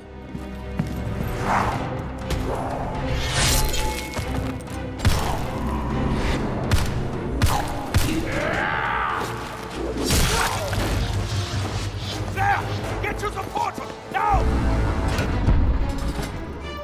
Scheiße. I will be reborn! My God. What have I done?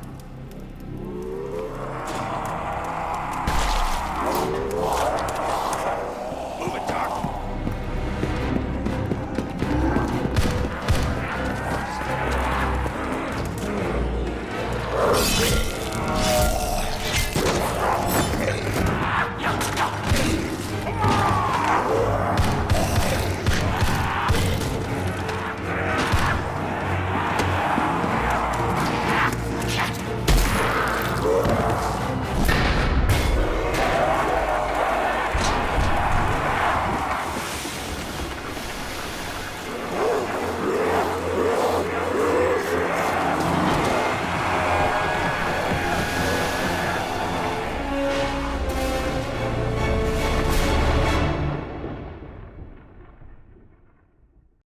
The Warden mentioning that he would be reborn again certainly lived up to his promise. He used every fiber in his being and the power that he received from communing with the Shadow Man to stop Primus from leaving at all and shutting down the only portal as a means of escape. He was instructed by the Shadow Man to entrap the 4 mobsters in Purgatory so that one day they could capture Primus in the same hellscape.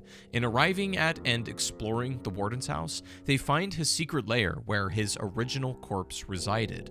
The full extent of his communion with the Shadow Man would start to be made much more clear. It will be glorious in this new realm, Lord. I have no doubt. But I confess, I am afraid. This form is weak and has taken to drink, but I do cling to it still. Please, grant me the strength to... Grant you the strength? Oh, you poor, pathetic wretch. I will grant you nothing until you're dead. You know this. Yes, my lord, of course. My life is part of the disease, and the disease must be purged. I rejoice that that day has come. But you are a base, disgusting creature that cannot help fearing for its own skin. It is not your fault. Oh, thank you for saying so, my lord. Truth be told, I long for the miracle that will release me. That's a good lad. You have been an adequate servant. Therefore, you will continue to serve after the corruption. Your life's sentence, waiting for Dr. Edward Richtofen to walk into the trap. The Doctor. I've heard mention of him amongst the Illuminati. What would you have of him? His blood holds great power. You will harness it all and open the way to the paradise below. I swear, my lord, it will be done. And one more thing. Name it, my lord. Spare him no pain.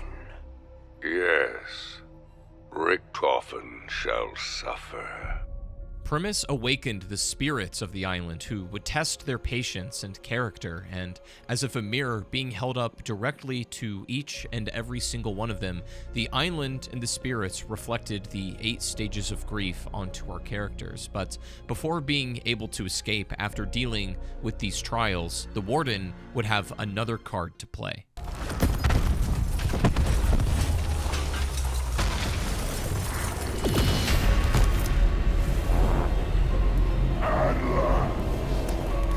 day has arrived. They... Nine. Impossible! My God, what? You belong to me!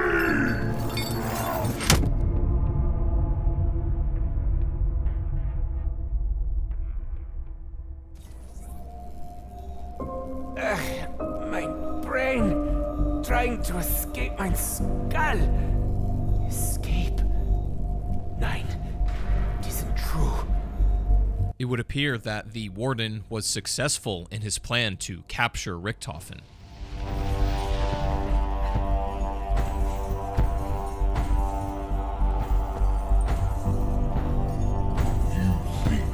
This is your prison, that you can repay your debt to existence. This is not a matter of debts, though debts you certainly owe. This is my life sentence, the reason I was born, and the destiny for which I have bled, and tortured, and killed, and died, again and again. It is Armageddon. This flaming garbage heap is your magnum opus.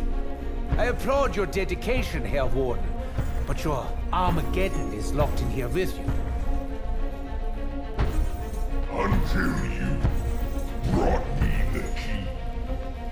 I can hear it pounding through your veins. Faster and faster. So, your life sentence begins. You will suffer. You will not die. Your heart will beat as everlasting engines in my machine, holding the gateway open, so that they will finally be free. Now rest yourselves. Soon we begin. Lights out!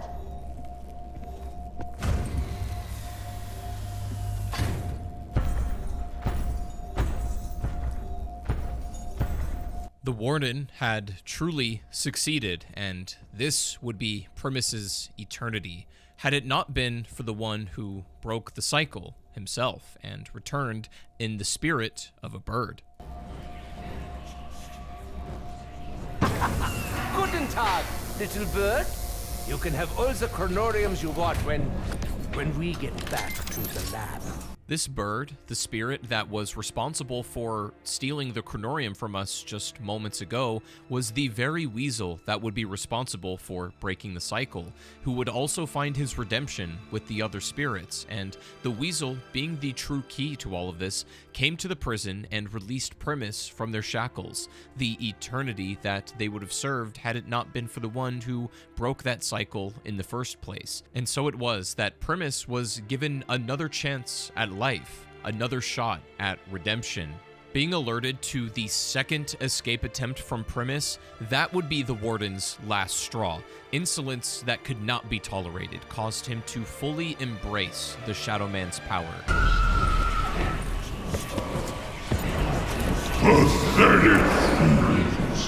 Giving up any last shreds of humanity to embrace the monster. But before he could retaliate, though, the ghosts of the 4 mobsters from Alcatraz, the very ones sentenced to eternal damnation, found their own redemption by holding off the Warden just long enough for Primus to escape back into the lab and initiate a thawing sequence for the cryo chambers. Before them would be a device called the Dark Mechanism, and this machine would require a sacrifice for a portal to be opened. However, the cycle that previously followed a predetermined path was broken, and the Warden embraced the darkness, the Apothecon corruption, fully to stop Primus and keep them there for eternity. Richthofen would do something incredibly selfless. He would put himself in the Dark Mechanism as bait, so that he could turn the tides of the battle into the favor of his allies. But unbeknownst to him, this could mean the ultimate sacrifice, and with the cycle broken, a permanent sacrifice.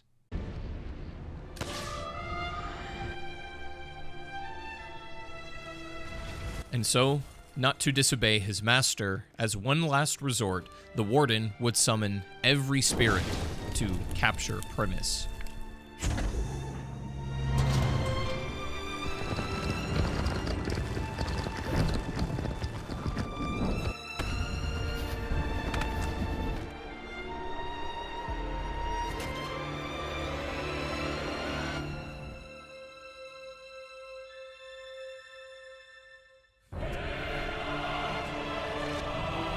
Let him have it, boys! Every last round!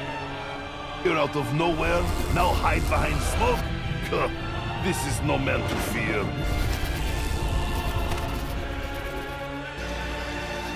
My God. What have I done?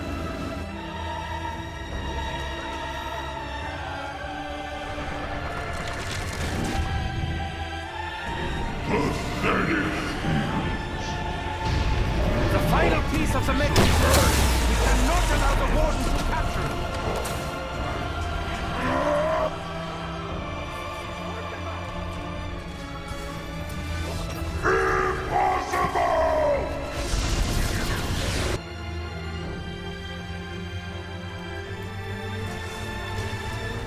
Rickon! Rickon! Oh, please don't be dead. Don't be dead. Don't be. Please don't be dead.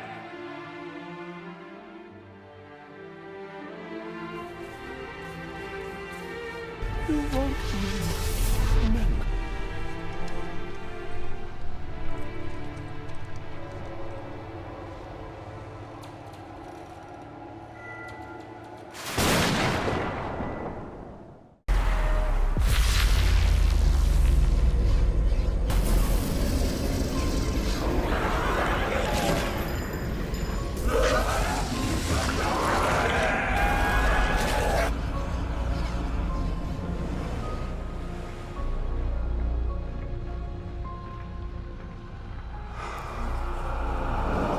Listen to how the spirits sing.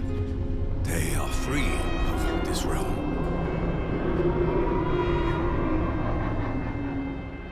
Ain't that swell? Does that mean we win? I would be greatly relieved if that were so.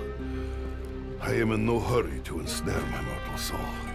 That will not be necessary, Nikolai. The future has changed.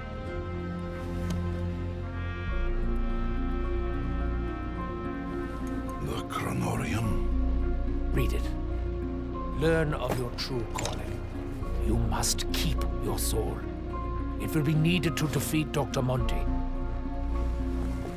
Who?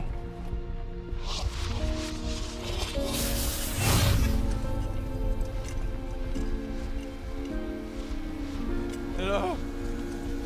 Hello?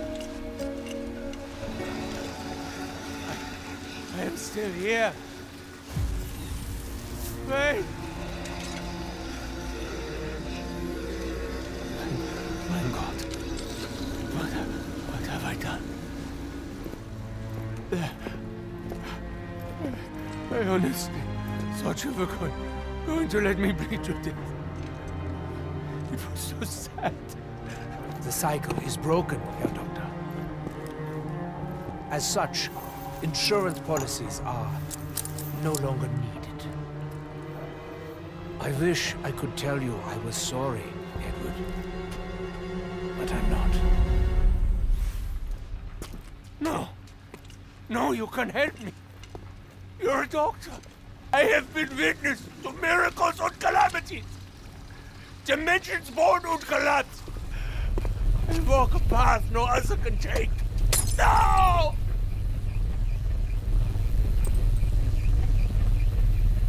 I want to be me. Someone who did all the hard work!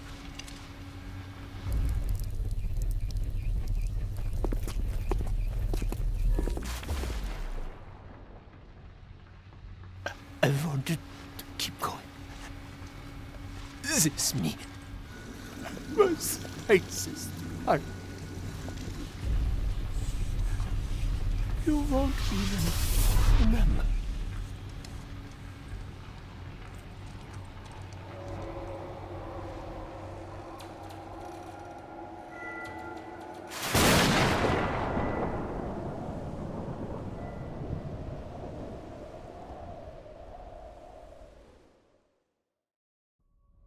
Just as the Chronorium had changed, so has Richthofen, no longer being the selfish, self-centered mad scientist he once was. He was concerned for his allies, or dare even say, his friends. But why didn't they save him? Why were they so quick to abandon Richthofen?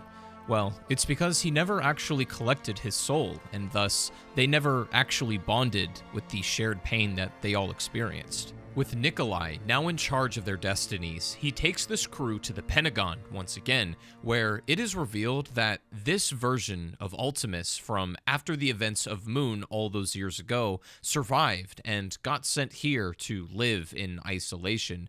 They were all intact except for Richthofen, who remained soulless and lifeless after Samantha's soul was ripped all the way out with the ending of the original Ultimus timeline. Not understand. Yeah. We saw it destroyed, yet here we are. It's more time travel bullshit, Tech. Just hasn't happened yet. Speaking of BS.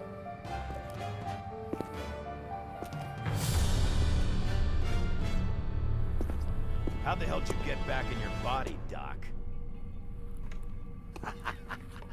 Does it matter, Dempsey? I'll tell you what matters. Americans still give Nikolai his vodka. Is that your plan, Nikolai? To give up and drink yourself to oblivion? Or do you want to make a difference for once in your life? You? Oh, Scheiße. You four must come with us. In time, it will make sense. But now... Intruders on the base. Hangar full. Now we must go, quickly. There is a war to be fought. War? What kind of war? A war unlike any you have ever seen. The Great War. He would come back to life, somehow, as he always did, but when the zombified Richthofen from the same timeline walked into the original body, the Richthofen that had just come back from chasing Victus on their way to obtaining the Chronorium and a piece of an artifact called the Elemental Shard, before finally guiding them to Alcatraz for cryostasis. Now, the Ultimus version, more maniacal than ever, alongside the compatriots he left for dead, would get freed by Primus and ask them to help fight the new Great War. A new Chronorium required new artifacts to be gathered, and in an attempt to rewrite their destinies, the first two parts of this would be the Elemental Shard. To find that, they would have to travel to a Nuketown bunker in a new reality, one where the base was controlled by Broken Arrow, the former employers of Russman. Having to restore the power was quite a chore for the 8-person crew on a race against the clock, but the artificial intelligence of the base, Rushmore, made things even harder. How did you penetrate the perimeter? And where are Purnell and his staff? With this dimension taking place in 2025, Rushmore's fear of missing over 50 years of events, including the unknown whereabouts of the chief, Cornelius Purnell, it blocked off all access to the shard. Throughout their tests, radios can be found all around the site, echoing urgent transmissions from a very worried Dr. Maxis, insisting that he hear back from Richthofen immediately. He states how Monty suspects the crew of trying to plot something against him, and says that all of this unnatural overreaction could be part of something more. As more transmissions come in, Maxis begins to decipher the true intentions of Monty and what they can all do to stop the cycle. Destroying Element 115, or more accurately, ridding it from ever interacting with humanity would solve the paradox, but Monty chooses not to. He elaborates, saying that Monty will never do so, as it would destroy the Aether, and subsequently Agartha, and even Monty himself. While it would completely reset the universe, it would never happen as long as Monty has a say in it. Having gained this knowledge, they progressed to the final stages in their operation, with one being to acquire and set free the soul of Dempsey's old friend, who he had failed to save all those years ago in the sanatorium, Peter McCain. Vouching for Primus and Ultimus, Rushmore gives them access to the APD, the American Pyramid device, a carbon copy of the one on the moon, and in going to open it, they are met with an immense surge of electricity, an electric entity, now a monster, who formerly went by Director Cornelius Purnell, but due to prolonged exposure to Element 115 and the Elemental Shard, transformed into the Avogadro. Like all before him, he wanted power over the Aether to reach Agartha and had the site nuked to stop any means of escape. The crew would defeat the Avogadro, they would push him back into the APD, and with the assistance of Rushmore, they would send him back to where he belonged, the Hanford site in Washington. Being finally united with the Elemental Shard for a job well done, the crew head outside only to be interrupted by a chilling final radio from Dr. Maxis.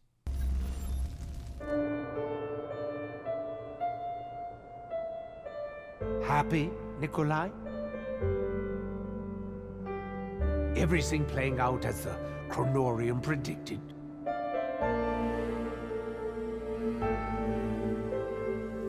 We have what we came for.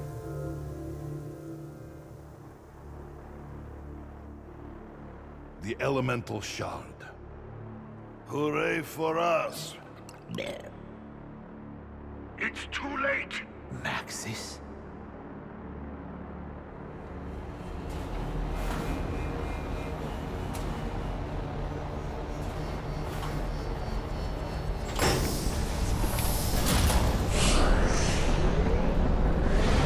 What you're doing?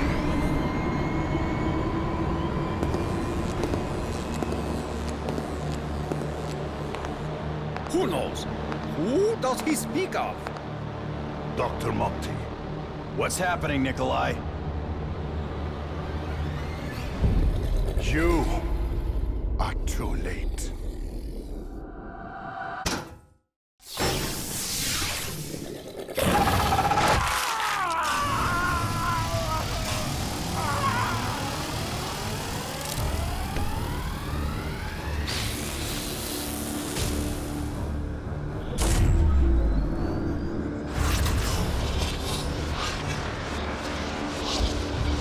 Ah, shit. That's all we fucking need.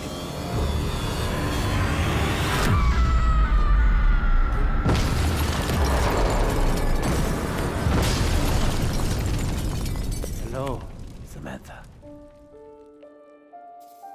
Who is the boy? That would be us. We're going to fight the war, Eddie. The great war. Then, we're going back to the house to kill him and burn it all to the ground. Agartha, the Aether, the infinite, everything.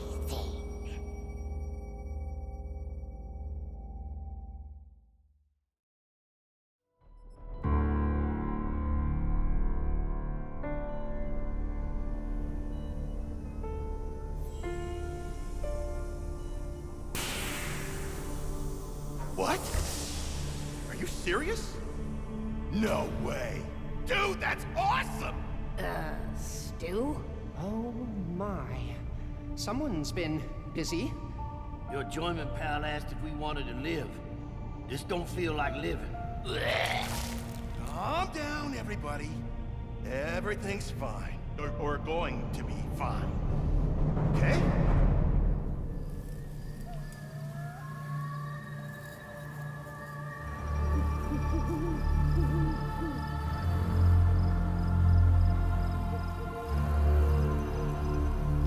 My friends, old and new, we stand on the brink of victory. Element 115, Group 935, the Celtic Scourge, the MPD, the apothecons. All of it will soon be gone. But tonight, we celebrate.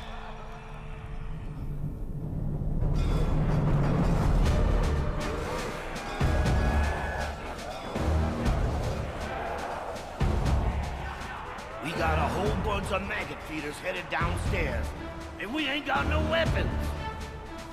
Yes! I'm telling them now, but they're all a teensy bit grumpy because they just woke up. Hey, Stu. You want to be a bit more specific about what the voice in your head is actually saying? Dr. Minty? What? Is he like a bad guy?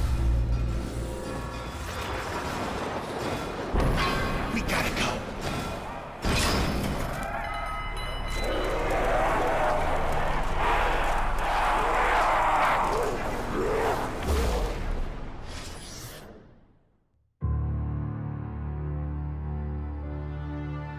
With this power and the means to control it, we can go wherever we choose. At last, we can return to our homes, our old lives, our families.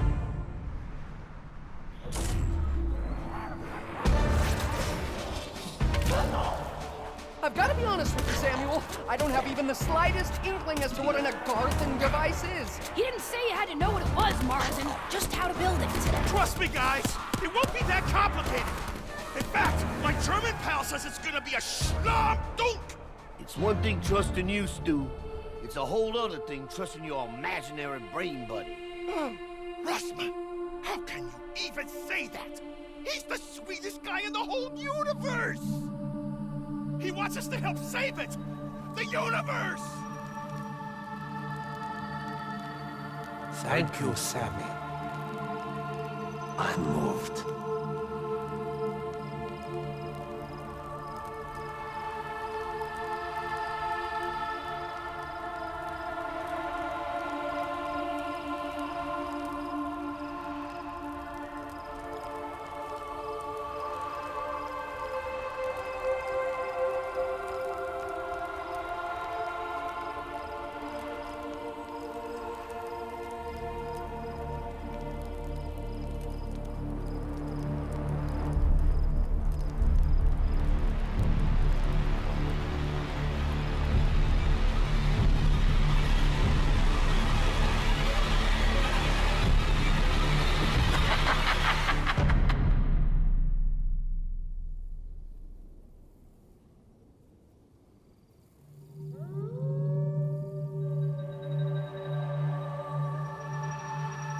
Madness is nearly over, child. But one thing remains. The one who perpetuates this madness. He must be... I wish I did not have to ask this of you, but... only you can do it.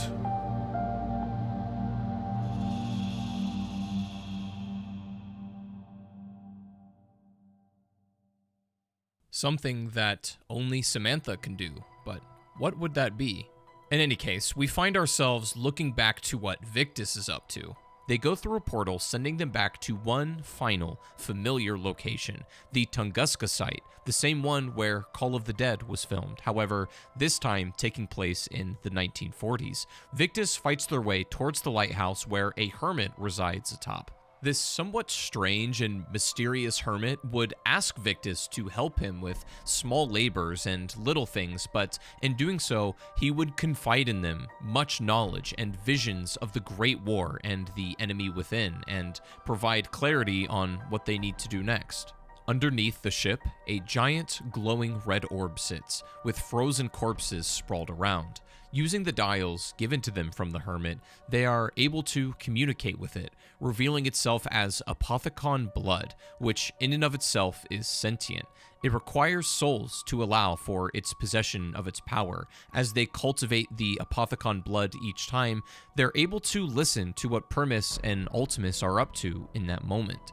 Nikolai goes around asking each and every person what they truly want out of their life. Somber and almost conclusive in its nature, the conversations persist before they finally all fall asleep, with thoughts of the Great War being concluded the following day. So, we got these Boy Scouts to run around frantically trying to construct some Agarthan device. I get it, but what is it? What does it do? The Agarthan device can do many things.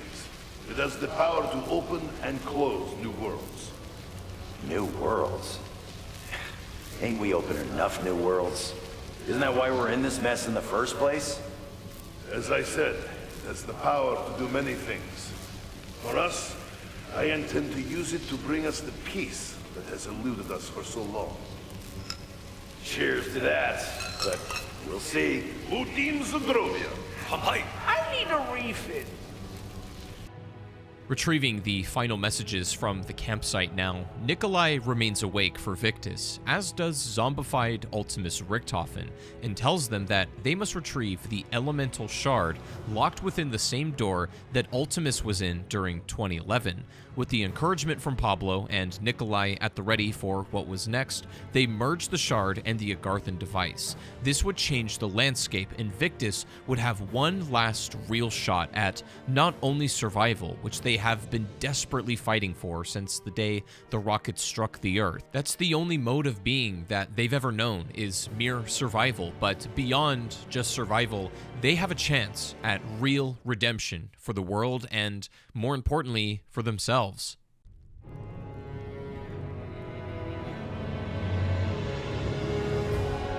Uh-oh. I think I just pissed off the universe. I know what is happening! Don't die, Misty! I wouldn't want to go on without you! The fans are tired of getting hit. Tired of bleeding. Samuel J. Stellinger is gonna crash the thunder and break the wind. You made me fall again! I'll need some help. But in my visions, I have seen that I will have help soon. For now, I must bide my time. You are closer and closer to ending this conflict, my friends. Do not stop now. Do you hear the sounds of conflict? He is going to war. Stay calm, Samuel. Stay calm. I'm fucking surrounded. Element 115. The Keepers. The corruption.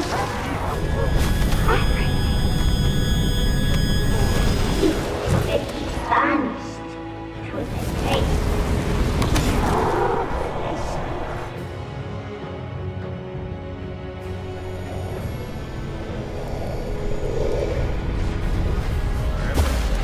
You know I'll be kicking ass. I wish the heroes in our stories were real, Sam. I know what you mean. But we will make everything okay. My dad says he has a plan.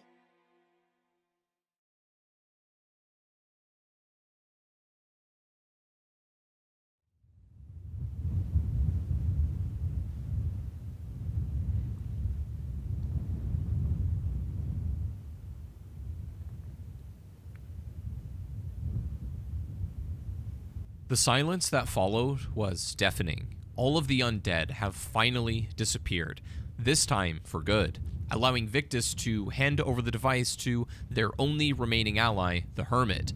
He revealed himself to be Pablo Marinus, the other human who was a reincarnate of the Great War. He sets out to fulfill his purpose there and gives back the device to Victus to teleport back to Nikolai for his final act. They are thanked for their service, but it's silence after that. Why? Because in the forest, things were far from okay.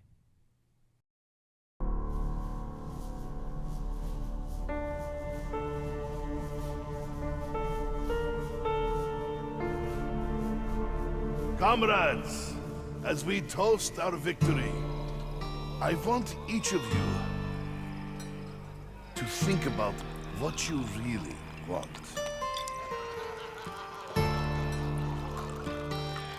Where would you like to go now? Believe me, you can have it.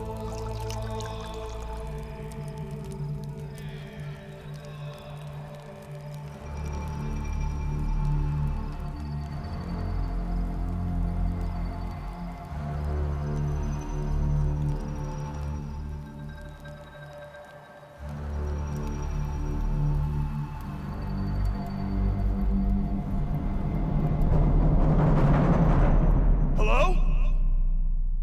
Richthofen? Has something gone wrong? We did everything you asked! You haven't forgotten about us, have you? No, Sammy. I haven't forgotten about you. It is time, Richthofen. The multiverse must come to an end. The paradox must be resolved. At least, it will be quick.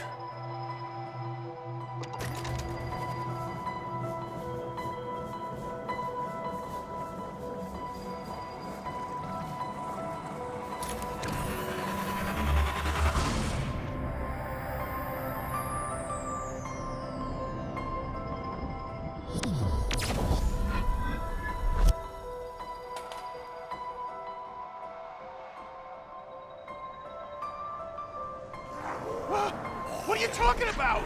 We found the Agarthan device! I know. And I'm so sorry. Me too, Richthofen.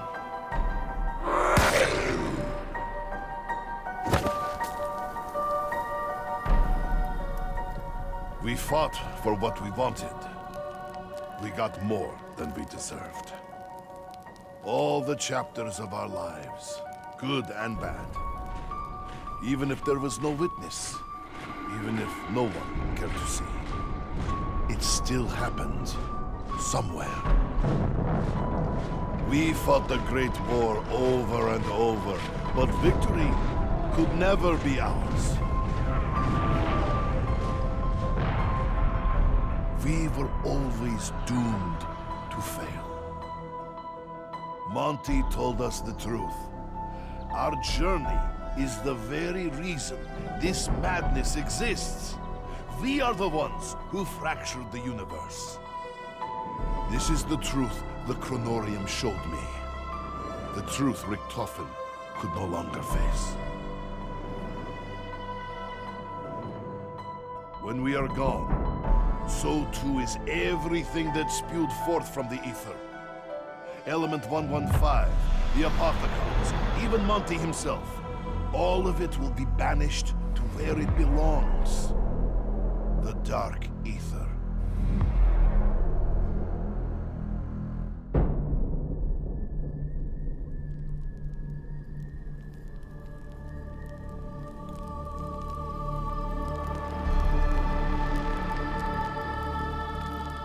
We should not be here.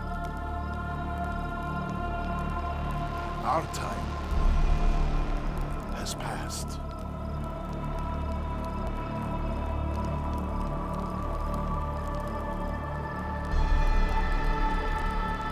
But for all the pain and torment we have endured together, as we leave this life behind, it is my hope that you know one thing beyond any doubt.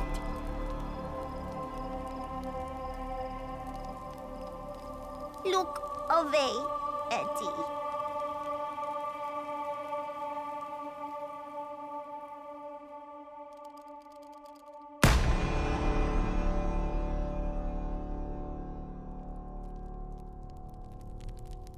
You are more than just my allies. My brothers in arms. You were my friends.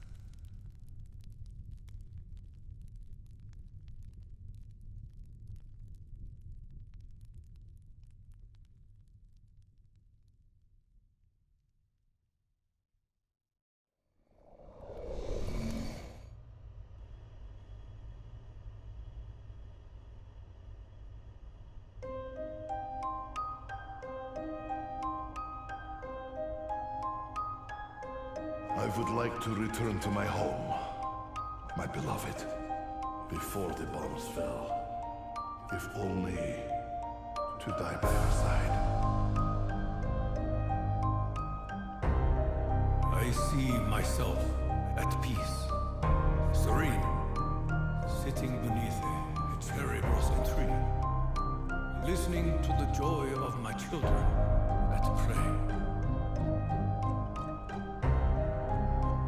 I think I'd like to teach medicine, maybe pathology.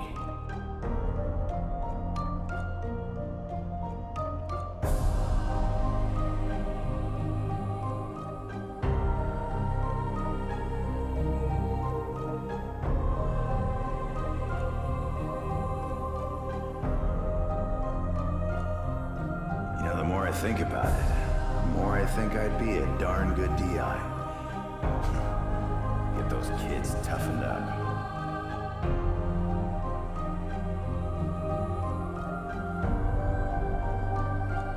I would like to be in favorite bar, but as long as I have vodka, I am a happy man.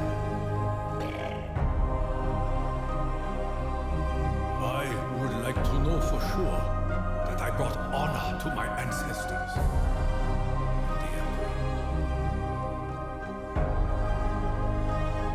I should probably try to relax. Take up a hobby. Maybe I could open my own morgue. Let me think about it. Wherever I go, you know I'll be kicking ass.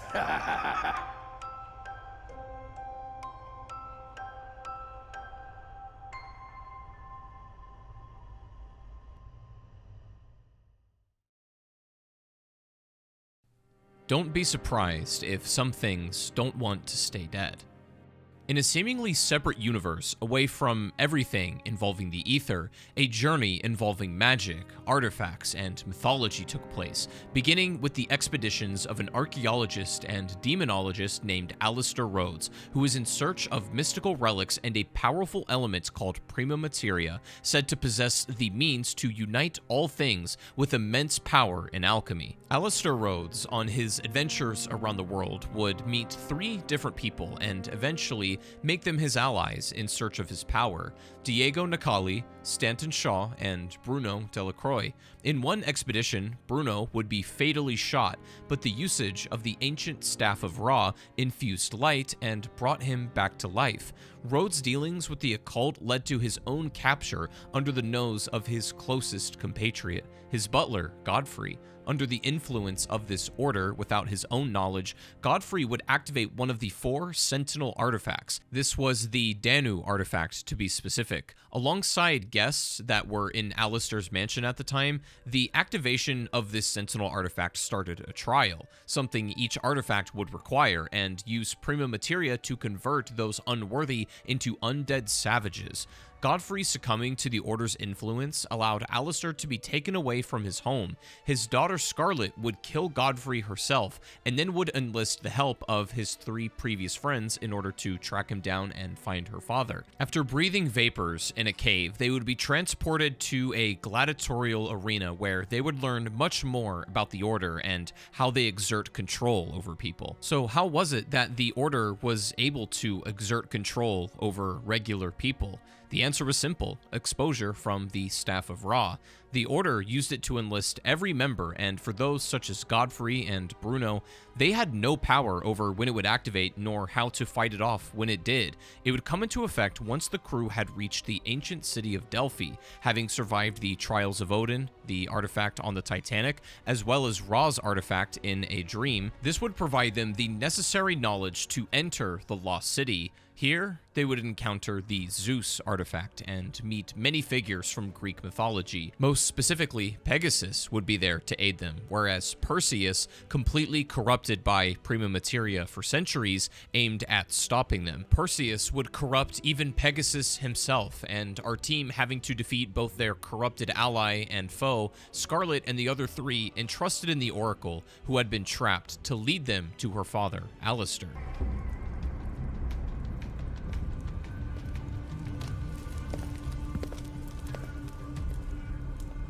Thank you.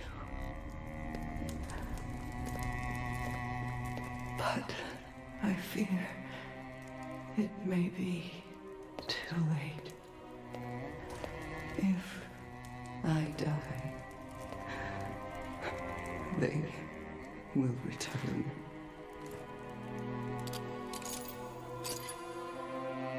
But your father...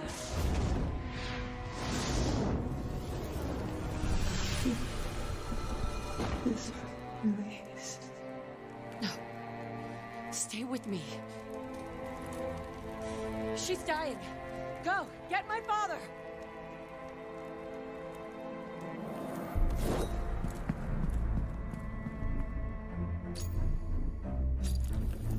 Alistair!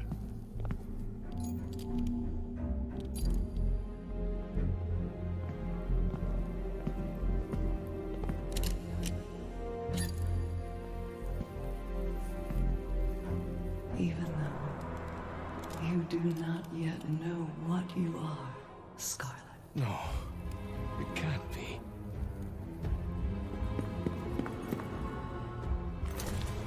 There is still so much that you can teach me.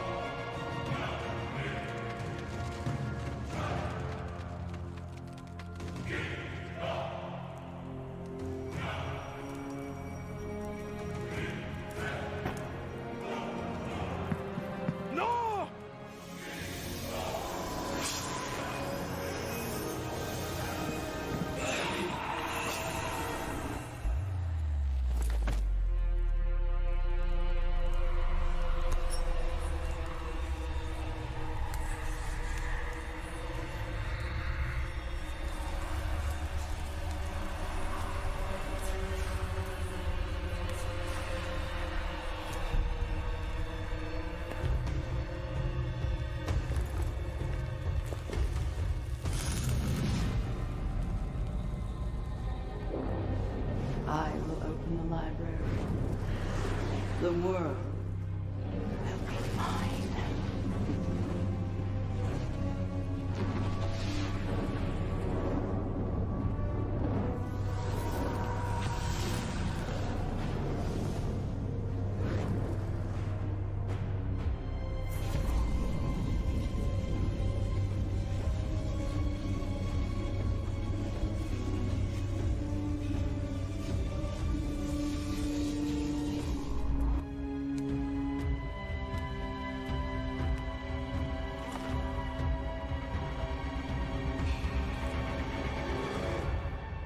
She would reveal herself to be the one and only Medusa.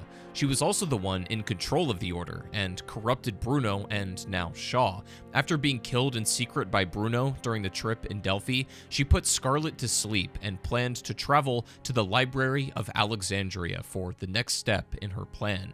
Diego was the only remaining person now, also learning that Alistair Rhodes had also been turned to stone. Diego, being the lone survivor, did not have many options he could take. He waited patiently for his next moves. Unfortunately, to this day, we don't know about these characters' current whereabouts, nor is it likely we ever will see again. However, if these characters didn't manage to escape their universe and their reality, the Sentinel artifacts from their world sure would, and they would bleed into the new universe that appeared from the sacrifice made by Nikolai and Samantha and the others.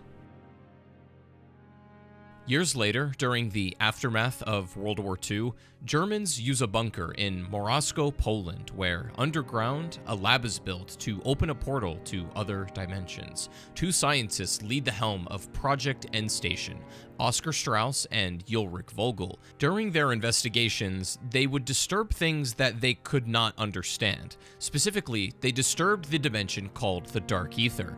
With it now reopening, zombies distinct and more vicious than the ones that the Sentinel artifact trials created were able to flood through and overrun the facility. The entire area would be abandoned and shut down, and it would be closed for decades, hoping its secrets would never be uncovered. The consequences of reopening the Dark Aether would have adverse effects on that side of the dimension as well. It is said that the Dark Aether has a hierarchy within that plane of existence where gods fight for power over it. Formerly housing the vessels of the Shadow Man and Monty, it is currently unknown where or if they exist anywhere in this Aether dimension. Instead, beings such as Cortifex the Deathless and Syraxis the Shadow rule over. The ending of the Aether and the collapsing of that reality opened a door to a brand new one, but the implosion bled into the Dark Aether. This gave the gods the knowledge of other worlds beyond just their own, and from that moment forward, they would create artifacts of power to help them create a bridge into the real world. These would start soon after a portal was opened in Poland, and Cortifex would appear before a Nazi leader, Wolfram von List, to become his host. Cortifex would bestow the power to raise the dead to von List, and he enslaved another demonologist named Gabriel Kraft to help him. Being told that his love was being held hostage, Kraft would work for but a small time for von List, but when it was revealed that his beloved Sasha had been dead for weeks already, Kraft would abandon von List and all of the projects they were working on and seek out other help from another band of soldiers. Kraft was able to contact other gods who opposed Cortifex and used their power to help kill him for good. As the old regime would die, a new power would soon arise within the Dark Aether and work on clawing its way out. It is now 1983 in East Berlin, Germany, and a young woman, seemingly in her early 30s, makes a call from a phone booth to a CIA officer, Gregory Weaver. He now had a desk job under the Requiem Division for Paranormal Research.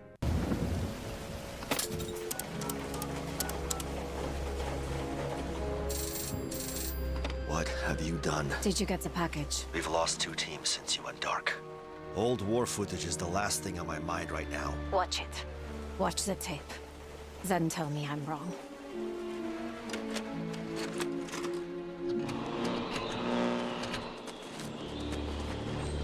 How did you get hold of this? A friend in the KGB. A late friend. Germans have Russian friends? Yeah, some of us do.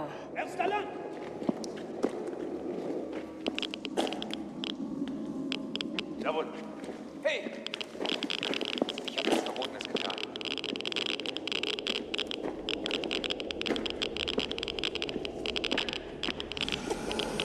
What the hell is that? That is why you needed to see the tape. The machine.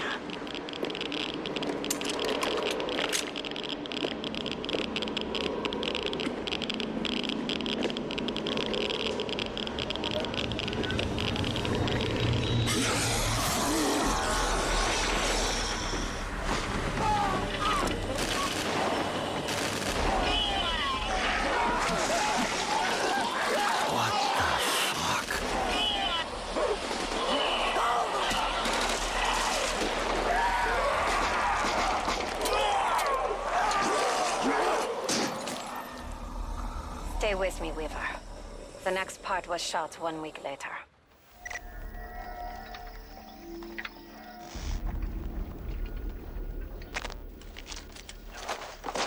It's a cleanup crew.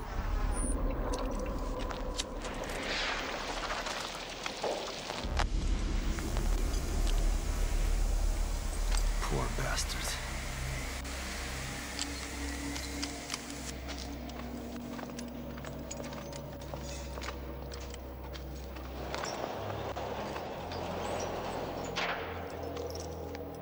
They tried to bury it. And it stayed buried. Until 2 weeks ago. Now, it's happening again. Have you heard of the Omega Group? You have to turn yourself in. The CIA can protect you. I can protect you. I can't do that, Weaver. The Omega Group have plans for the outbreak zones. I have to stay in the field. Sam, please. I'm sorry. This is the only way.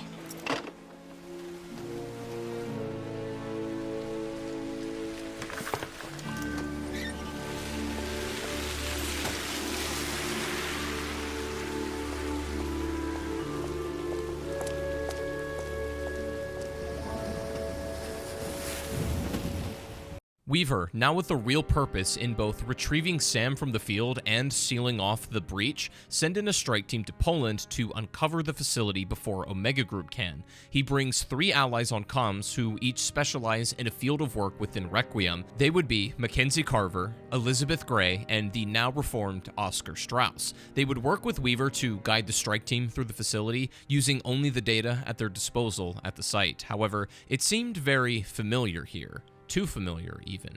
Becoming abundantly clear when entering the above-ground bunker tagged with spray paint, the bunker is the same airfield where this began all those years ago, the first major outbreak in the Aether story. This site being synonymous with death and the opening to hell itself, twice now, spelled doom for what was to lie ahead. The strike team would have to enter the Dark Aether itself and get very familiar with displacing things in the Dark Aether so that they could use them in the real world. This allowed them access to figure out what was really going on at the Project End Station, and also helped them learn about memories of the past. These memories would be made manifest in Orlov, a former Russian soldier left for dead. He helps shut down the machine for good and sacrifices himself just in time for Requiem to escape, blowing up Project End Station permanently. During her time in this new world with no recollection of what happened before she entered the portal, Samantha would be able to make new friends here too, one being a defector from the Omega Group, Sergei Ravenov, who, while feeding Sam information under their noses, used it to capture her. Weaver, learning of her capture, sent the strike team to her last known coordinates, Omega Outpost 25 in Vietnam. It would be here that they would rendezvous with Ravenov, who was injured but safe in a room, and he would guide them on how to infiltrate the base. But he wasn't the only person held up in the outpost, as an Omega member, Dr. William Peck, introduced himself to the strike team. Not knowing that she was thrown into the Dark Aether and not knowing what could happen to her in there, the clock to get Samantha Maxis out of the Dark Aether was ticking, and it was ticking fast. The strike team would use clever methods to trick Dr. Peck into giving up crucial information about the whereabouts of Samantha and even the operations of the base itself. Using these in conjunction, they were able to fire up a satellite and get a teleporter working that would free Samantha Maxis from the Dark Aether. And even though the strike team was able to free her, something was wrong. She seemed distracted or a little bit amnesiated or not quite herself. Not to mention, time dilates in different dimensions, so a few seconds here could have been a few years in the Dark Aether. She would also emerge from the Dark Aether holding Takio's katana, but this was not able to be investigated as an escape needed to be immediately executed. They would defeat the Orda standing in their way, and Samantha reacquaints with her friend Ravenov. He tells her that there is nothing so broken that it cannot be fixed, giving her hope about what the future may hold. But between her time in the Dark Aether potentially corrupting her and the growing threat of the Omega Group, it would become more imperative than ever to keep close tabs on their operations. On Omega's side of things, Peck was punished for his failure to stop Requiem by their director himself, Lev Kravchenko. He would remove Peck's eye for punishment. Finally. Could you have taken any longer to get here? You were smart to transmit your research. You demonstrated loyalty to an extent. To an extent? What more do you want? Just wait until we get back to Moscow. We'll see what the Colonel thinks about this. Really? Do you really want to know what I think? I think I want to see a demonstration of your commitment to Omega. Tell me, Doctor, which is your better eye?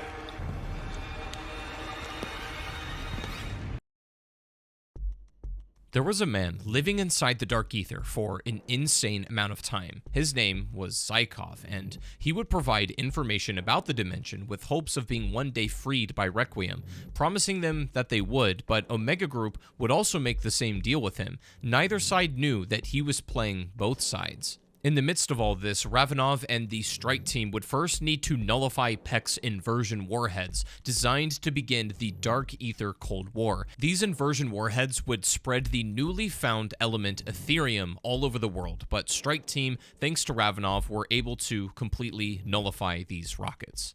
But this victory would be somewhat short-lived, as the strike team and some of Requiem would fall for a trap by the Omega Group, leading to their capture by none other than Kravchenko himself. During this time as well, Maxis, under orders from the director of Requiem, underwent intensive training of her abilities that were gained within her time in the Dark Aether in preparation to rescue the strike team. Behind enemy lines isn't so exciting when you have no means of escape. With Requiem's pilot, Raptor 1, held captive as well by Omega, the strike team had to endure the mission given to them at the Berlin Wall. It was provided in vague terms that Omega too had a defector. Her name was Valentina, who had set off on her own to harness the Dark Aether's power. Now fully crystallized and completely corrupted, she would reactivate a Project End Station base in Berlin to open a portal for her master, the new god in the Dark Aether, the Forsaken. Valentina would reveal her true name, Angelica Hannibal Vogel, the daughter of Dr. Ulrich Vogel, which was hinted at earlier thanks to Vogel's password, AHV, in the Poland site.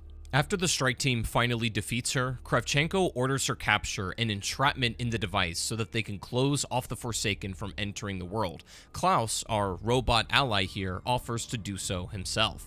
Promised Raptor 1 return for their successful mission, Kravchenko attempts to blindside Requiem by killing them all with his helicopter, but before he can do that, Weaver and Samantha regain comms with the strike team, where she uses her newly developed power to open a portal for them to enter through that sends them back to base. In the final recorded moment within the facility, the director writes, "Samantha is a threat that must be dealt with."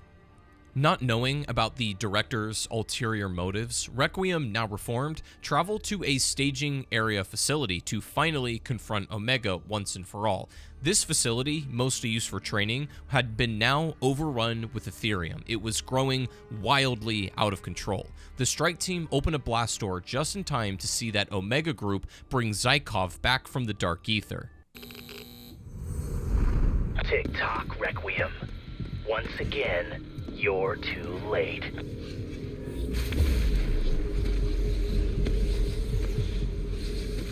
My friends,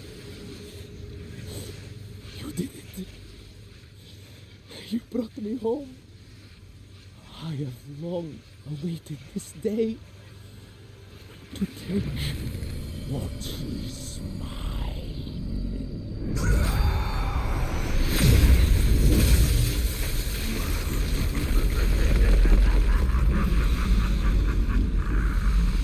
40 Earth years, 4 Dark Aether centuries, abandoned, trapped, left to die. But I endured. I fought. I consumed. I evolved. You trusted me and did as I asked. You built the machine that could bring me back. The Dark Aether shall consume your world.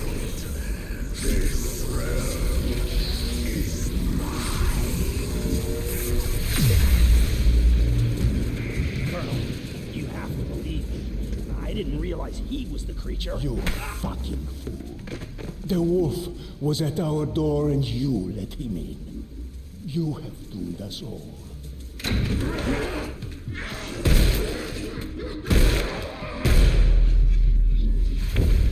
All is not lost.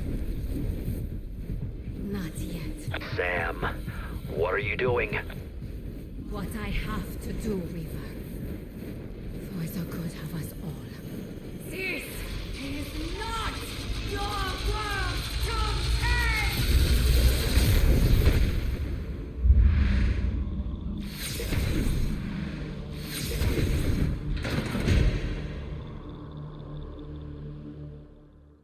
After using the weapons and the tools at their disposal, they would weaken the Forsaken and create a wound in the center, and Samantha Maxis, using her powers, would fly directly into the Forsaken's open wound.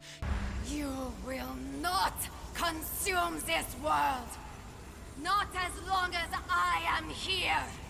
Sam, whatever you're thinking of doing, don't do it! I'm not a bad person, Weaver. I am a good soul. I know what I have to do. I'm sorry. This is the only way.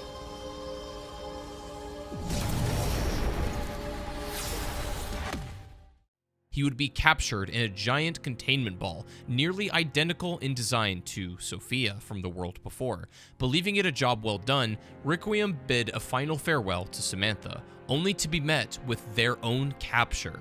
Every single member, aside from Ravenov, who never became a fully fledged Requiem agent, would be captured and imprisoned on the director's orders.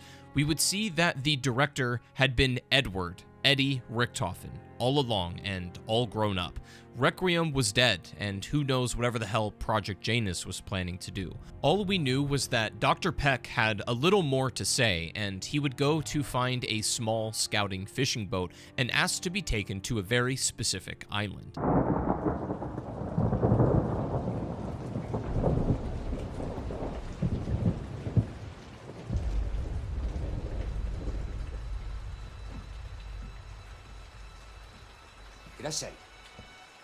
I need to rent a boat. Where do you need to go? Here. Are you sure? There's nothing there. What is it you are looking for? I'm looking for some old friends.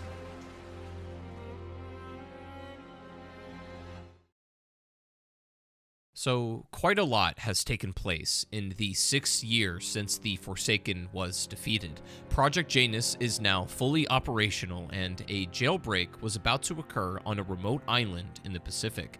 Having dreams of a happy life with his wife and son, Richtofen is awoken from the nightmare that he has probably relived for years at this point, their death by fire. Revealed in intel acquired 6 years ago, it was said that Samantha and Weaver were ordered a hit contract with the means of killing Edward Richtofen. Unbeknownst to them, they would accidentally kill his family on the poor intel of the CIA. Forever blaming them for that moment forward, he created the Requiem division to secretly track and eventually capture them both in their own hells. Learning the truth of what had happened and learning his own identity within Black Site 13, Weaver would carve the name of his sworn enemy over and over in hopes of one day being able to kill him. Continually tortured by the sounds of Janus security, the ex-Requiem squad, including Gray, Carver, Strauss, Raptor 1, and Weaver, would be freed finally by an unknown ally. Introducing herself with another unlikely ally was Dr. Peck, who actually survived the events of the Forsaken and had gained intel about a year prior to the location of Black Site 13. Along the way to this moment, he met Maya Aguinaldo, an assassin who had gone to the island for the purpose of finding and freeing her brother, Nathan. At the same time, this terminus island in the Pacific where Weaver and the crew were, another event was occurring in a small town where Richtofen and Project Janus operated, a town called Liberty Falls in West Virginia. There were dark ether outbreaks in both locations, and at the exact same time, it would be informed to the director that something went wrong with Sam, an artificial intelligence program with the memories of Samantha by Richtofen. Using the Wunderwaffe DG2 originally designed by Ultimus Richtofen from the older dimension and remade due to the blueprints from the Dark Ether by Oscar Strauss, he would defend the mansion and save his security guard, Chief Blanchard, with orders to secure Liberty Falls and call in a rapid response team to contain the breach. On his way to access the SAM unit, he would be captured and consumed by its ethereal energy before disappearing, claiming that she'll never be free, and whether he was referring to Samantha herself or the SAM AI unit is not really clear, but the response was that she already was. Having not heard of the director's whereabouts after losing contact with him, Blanchard guides the Janus response team on orders to enter the church and clear out the outbreak. While interacting with a mysterious device, they find a lone scientist trapped in the dark ether named Dr. Panos. They would power up the machine only for Dr. Panos to use the stored energy to switch places with them, manifesting his echo into reality and trapping them in the dark ether. As of now, the whereabouts of Dr. Panos are unknown, but he's likely going after Richtofen, as are many others. As for Terminus, the few moments of reacquainting with Peck with the shared goal of killing Richtofen would be cut short, and on a whim, Weaver devises a plan to first find Maya's brother and then acquire Richtofen's coordinates. Investigating the lab, they find Nathan, who is a shell of his former self and a monster from the Amalgam program, not even in control of his own actions at all due to the test ran by him by the program. Specifically, Maya would be forced to stop and kill him to end his suffering. It hurts. I've got this. Wait! He's my little brother. My responsibility.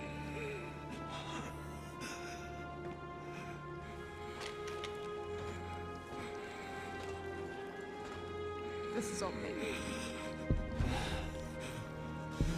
Do it.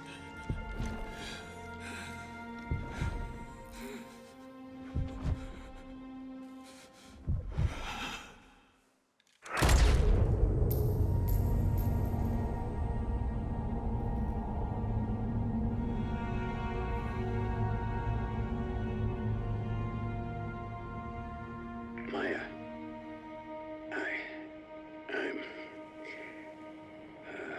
I'm so sorry. Beyond broken from what she just had to do, Maya would be absolutely shattered, and the culprit of these horrific tests and torture for both Nathan and ex-Requiem, Dr. Modi, would reveal herself to them. She had a plan to not only escape, but also enact one final self-destruction ploy in the central labs. Modi is thwarted, though, and met with the crew in the waters. Hoping to quickly escape with Peck's recovered inversion warheads, she is submerged and crushed by another test subject of hers, Patient 13. None of you can begin to appreciate the things I accomplished here. You aren't qualified to best.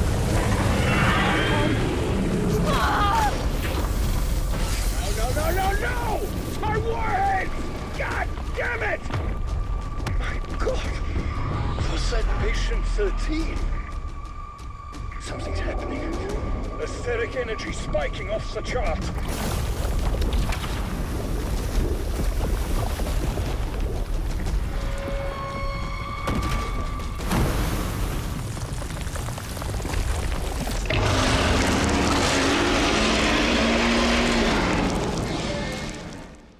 Having consumed the Ethereum of the warhead, Patient 13 was fully powered and used everything it had to kill them all, but Requiem would be victorious in this matter over the beast, and they would rendezvous with Sam.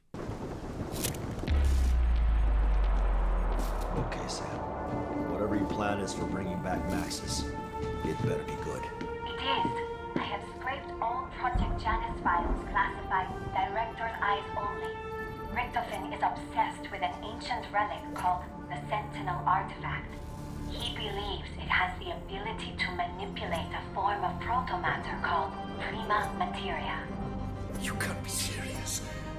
That term comes straight from medieval alchemy. Don't ask me to believe such horseshit. I am a man of science. As is Director Richtofen, Dr. Strauss. The artifact is believed to be somewhere in the Principality of Avalon. He hired a criminal organization, the French Syndicate, to find it. They are interrogating a man called Gabriel Kraft. Your former associate, Sergei Ravenov, now employed by the Syndicate, abducted him on the orders of his boss, Franco. I'm in. Enjoy your revenge, young lady. I'm not chasing after an old wives' tale. Oscar, we've all seen things that seemed impossible. And Richtofen is no fool. If he and Sam believe that this artifact can actually bring her back, we have to try. We can't give up on her. She never gave up on us. She's right.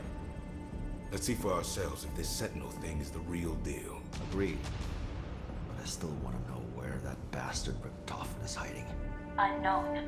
He may be en route to Avalon to collect the artifact. Then let's find it before he does. Heads up, people. Helo's ready. But the storm's getting worse. We gotta go, now!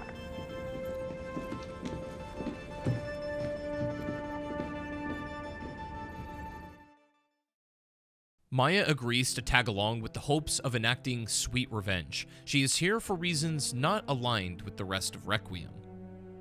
Finding where a drunken Ravenov has been hiding, broken, and distant from all that occurred with Samantha years before, Ravenov was much less talkative this time around, and while trying to gather intel on Richtofen, they eventually find the demonologist Dr. Kraft, who provided them the magical means to find the weapons in order to acquire an amulet, the Obscurus Altilium. Maya succeeds in her more self-centered mission when she impersonates one of Franco's guards. Okay. The door should keep her out.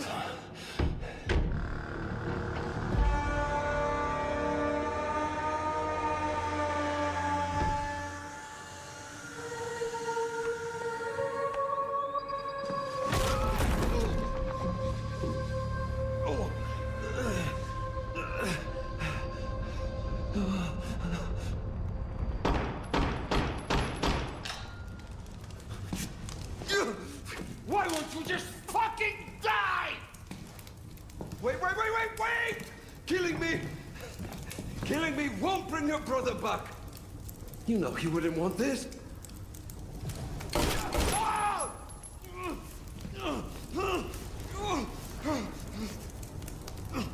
This isn't for Nathan.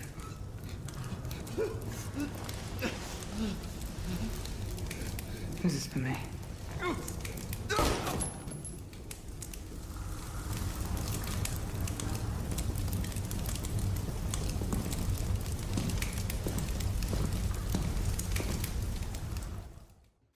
Using the swords of the 4 bastard knights, sons of an entity called the Owl, they unlock his chamber and learn that in order to become worthy of the amulet, they must first defeat the Guardian. After slaying the demon before they can rescue him, Kraft's cell is overrun and he is bitten in the neck by a zombie.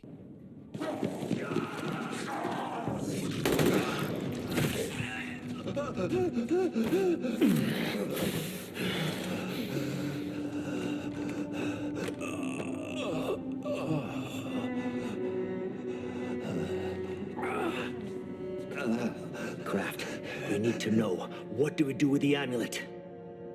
Take it to the excavation site.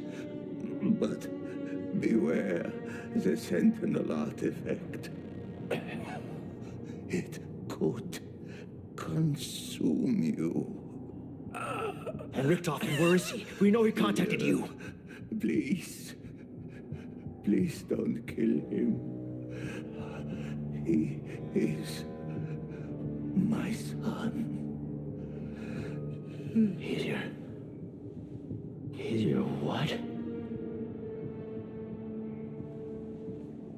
I don't think he knew he was raising a monster. Until it was too late. And the dig site he mentioned. It is not far.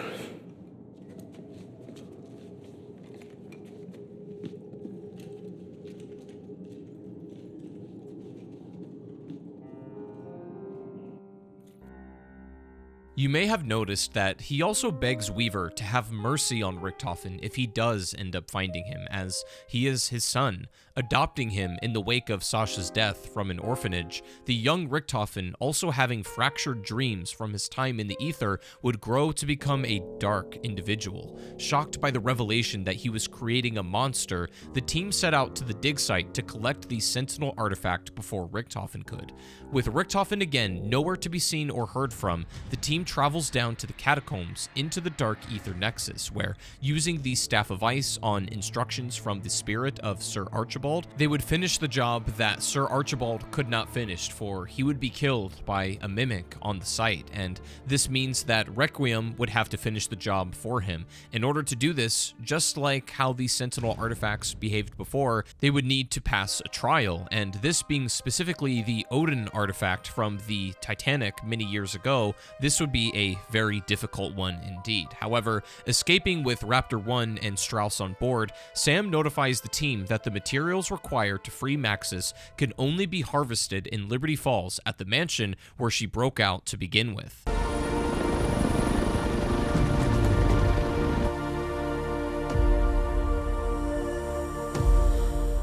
There is more to be done now that you've secured the Sentinel artifact.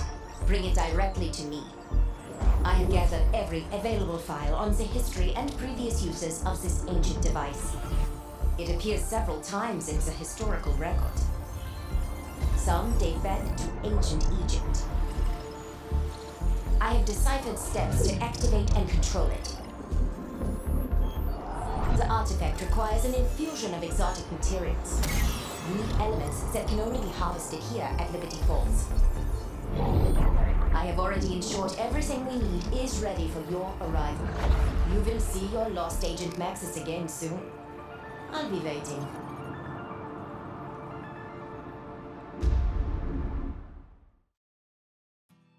Many years into the future, a Dr. Ava Jensen is a physicist specializing in Ethereum-based studies. She was conceived by Requiem using the DNA of Samantha Maxis and Sergei Ravenov, with Elizabeth Gray serving as the surrogate mother.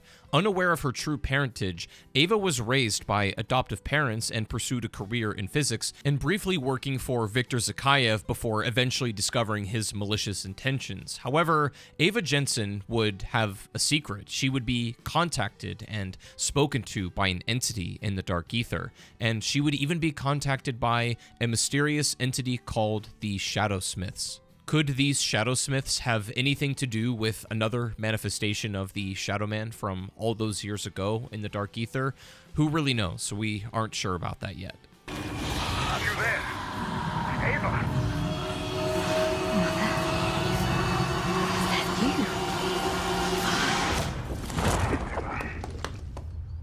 Ava! Ava!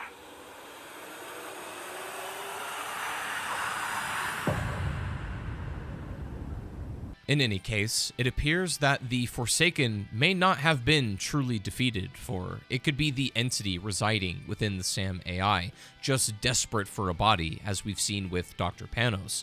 And this would make the director Richthofen especially dangerous, as manifesting any part of his memories, these remnants of the original Aether, has the potential to make dark things come to reality, and potentially enough to bring back old friends and comrades, enough to maybe one day restart the cycle once more. Thank you so much for watching this video. I wanted to do something very special for the zombies community. I've been thinking about this idea a lot, and this would not be possible without the help of a lot of very talented people that I highly suggest you go and check out. First, I want to thank Afterlife. He makes amazing reviews on zombies maps, and he helped me get a lot of this great looking footage for Black Ops 4 and some BO3, and thank you to Stanley for helping him out as well. I also want to thank Shoddy Too Hottie for being an absolute zombies storyline genius and helping me put together the script and making sense of this whole twisted, convoluted storyline that Call of Duty Zombies is. I also want to thank both Motion Arc and Demo Crazy. You can find some amazing zombies music videos over on the Motion Arc channel, and I want to thank Demo Crazy for working with me to make some of these boss battles and these cinematics just absolutely epic. These are special, and we wanted to kind of highlight them and give them a bit of a moment. Also, I want to thank Hybes for the wicked thumbnail. That dude is insanely talented, so thank you very much for that. And I also want to give a shout out to Chrysalax. He makes these incredible realistic zombies props, these wonder weapons, perk cans, whatever it is. You can check out his stuff in the description and get whatever you want for your setup and your favorite piece of memorabilia in zombies. He's got you covered. And most importantly, I want to thank you, the viewer. Without this and without you supporting my content and watching me, none of this would be possible. And if you want to maybe support the channel to allow more productions like this to be made, you can consider becoming a channel member. That allows me time to work on bigger stuff like this. But either way, I want to thank you for watching this. We wanted to make something a little bit more than just a cutscene compilation or something like that. And I also want to give a big thank you to Treyarch for making this world and making this game mode that we all love so much and are so passionate about. This wouldn't even exist without them. So thank you to all of you. And I think that's it for me. Thank you for watching, and I'll see you soon.